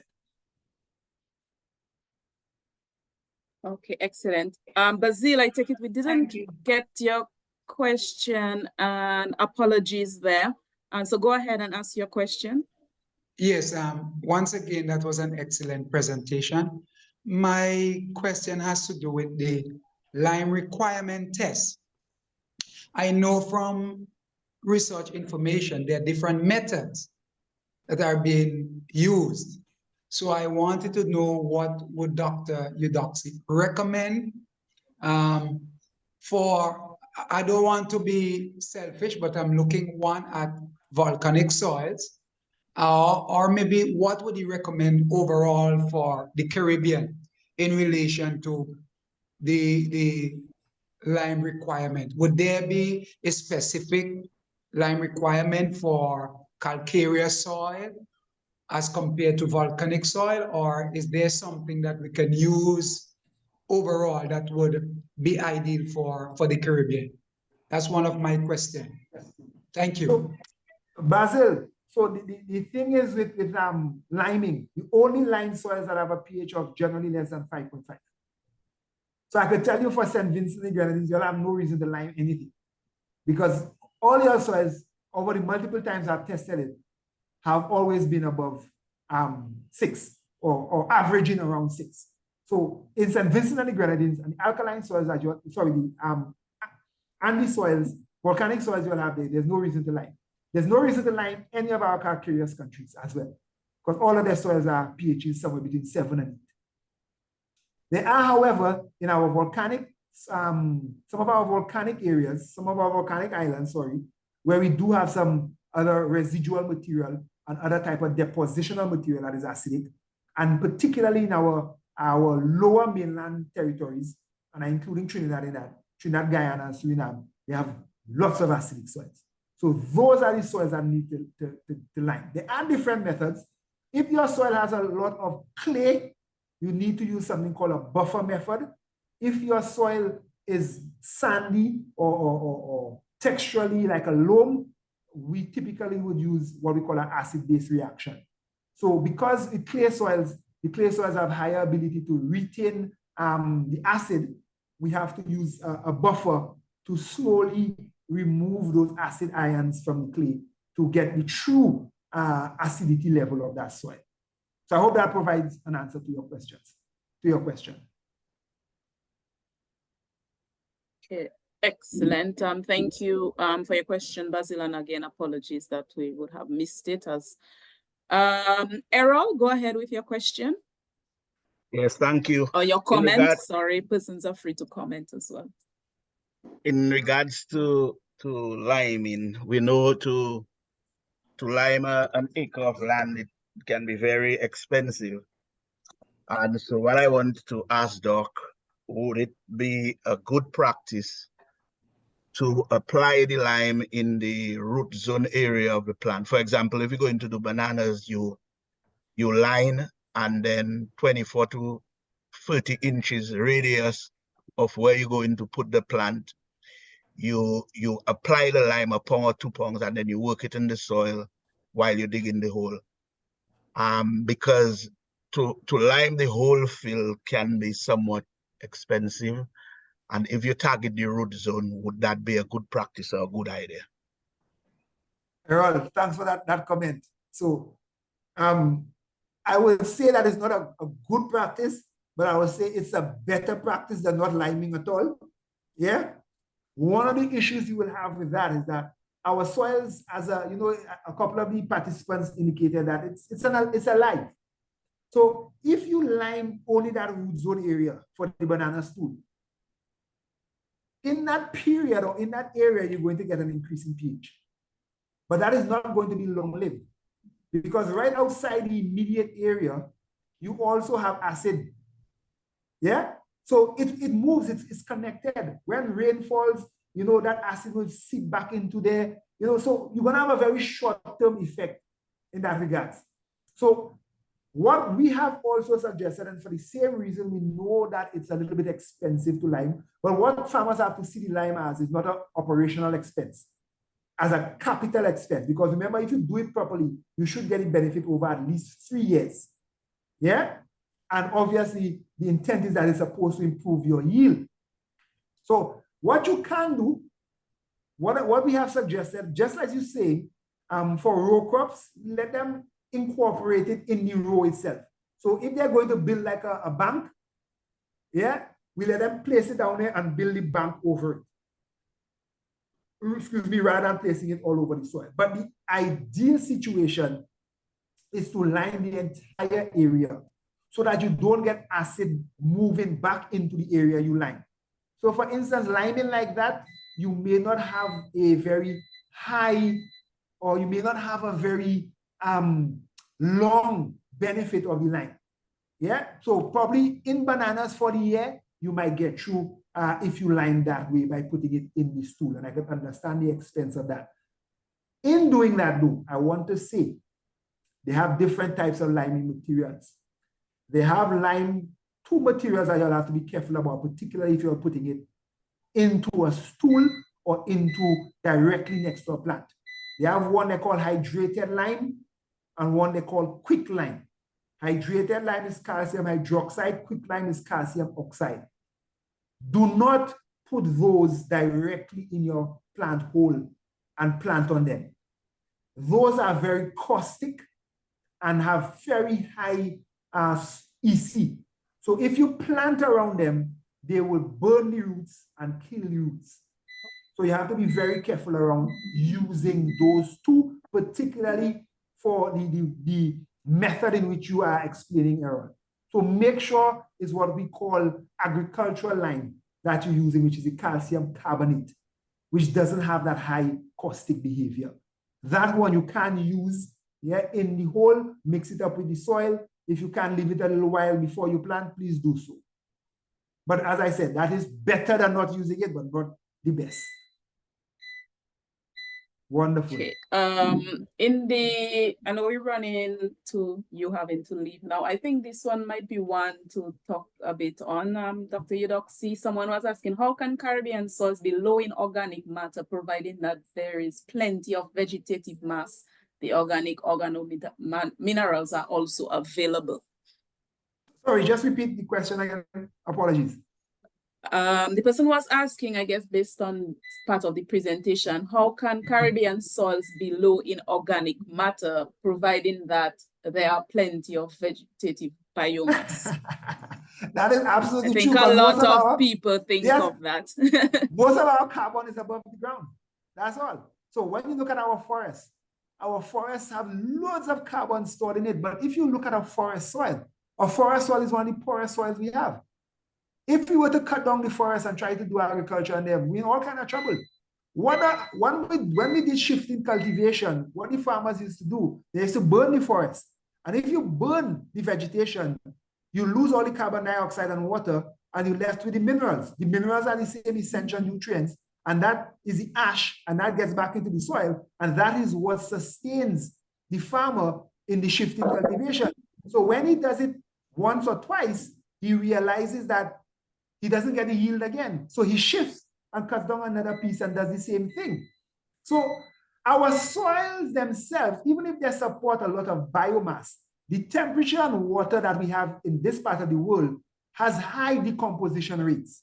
So our material doesn't stay and accumulate in our soils. And we see that all the time. You will cut grass in your yard. In 1 week, after cutting grass and leaving it there, you could hardly see any of the grass you cut, because the rate of decomposition is very high, and most of the carbon finds its way back to the atmosphere and not into our soils. So our soils remain with very low amounts of organic material in them. Very, very low. That's one of our major issues when it comes to soil health.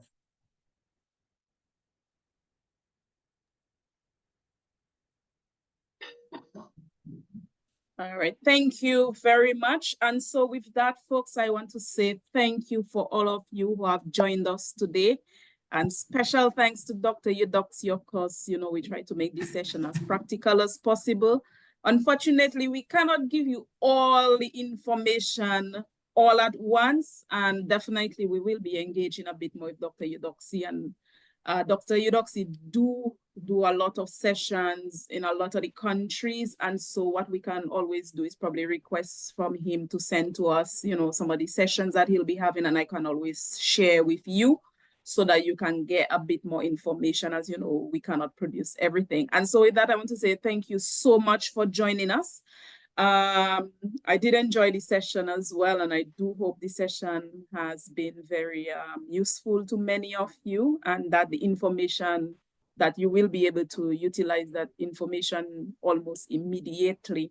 And so again, thank you, Dr. Eudoxie. I know we did have quite a bit of questions, and I'm very happy to see that persons, you know, raised their hand and took the opportunity to have that direct interaction. These are the things that will, you know, allow, you know, the sessions to be a bit more engaging and for you to get the correct response. Well, not necessarily correct response, but that your concerns and your questions are actually addressed, and you can take that now to your farms and your, even for persons who are extension officers or backyard farmers. I know a lot of you do have the backyard farming. And so I will pass you on to Dr. Eudoxie if you have any last comments or any takeaways you have for the audience. Thanks so very much again, Michele. I just wanted to express my appreciation of the interaction, the level of interaction, and to extend again compliments to the audience who stayed on for the entire session. I do hope that the session was meaningful to you all. I did put my contact in there. If you haven't got it, you can always reach out to Michele.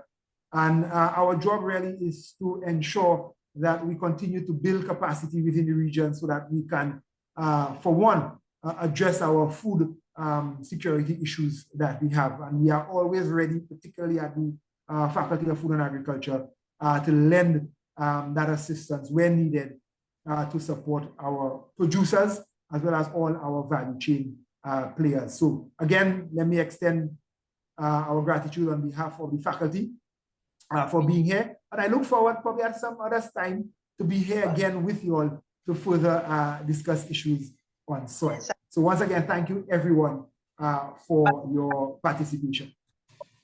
Okay, excellent. Lime, By way of if lime, yeah, no. Go ahead, Antonetta. Are you there with us, Antonetta? I think we must have lost her. And so for persons to keep updated, so this will be our next sessions coming up. We are the nature-based solutions for soil and water management.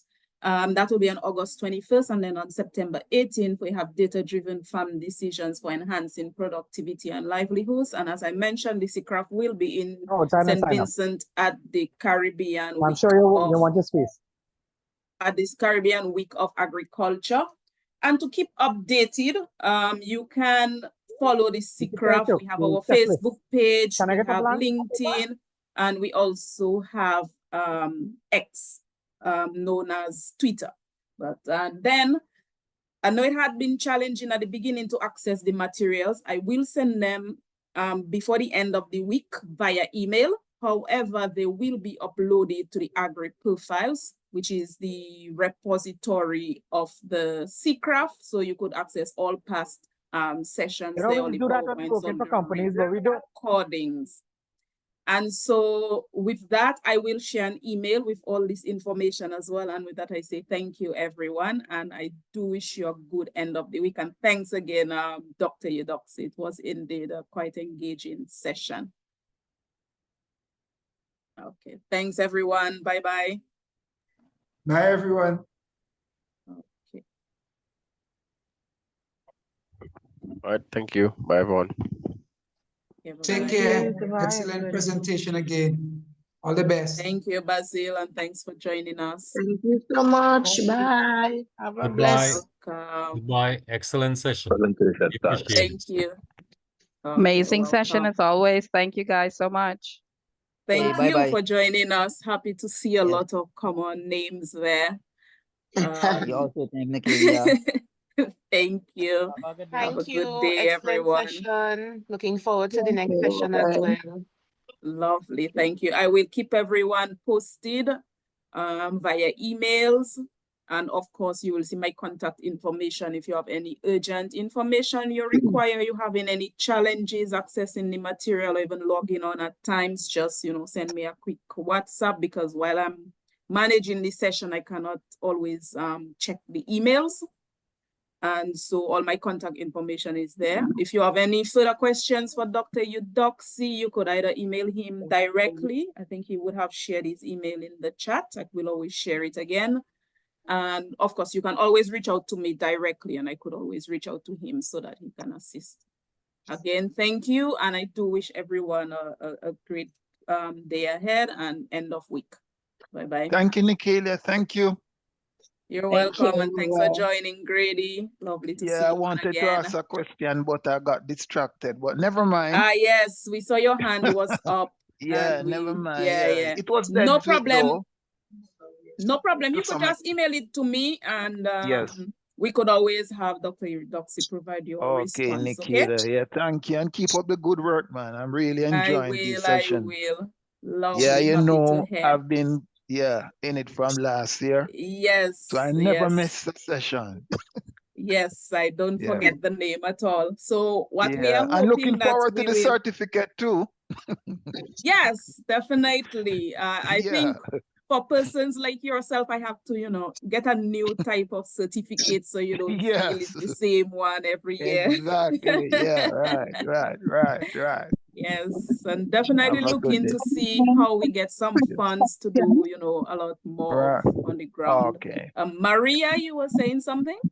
Yes, please. I did enjoy, I entered a bit late. I did enjoy the session. How can I get a recording? I will be sharing the recording. What I will be doing is having Ika post it on their YouTube to make it more easily accessible. However, for more rapid access, I will post it on our Facebook page, on the CCRAF Facebook page. But I will also share the link. I will also share the PowerPoint and all of that via email. As I mentioned, we have our Facebook, LinkedIn, Twitter. They will be available there as well.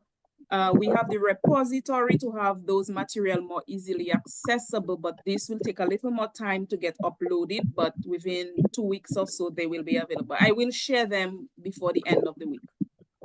Yeah, like as I mentioned, I cut off, so my email is and I could get McCoy, Campbell, you saying something I could not hear clearly. Hello? I apologize, accidentally unmuted. Okay, no problem. Okay, well, have a great day, everyone. With that, I say bye and thank you again. Bye-bye.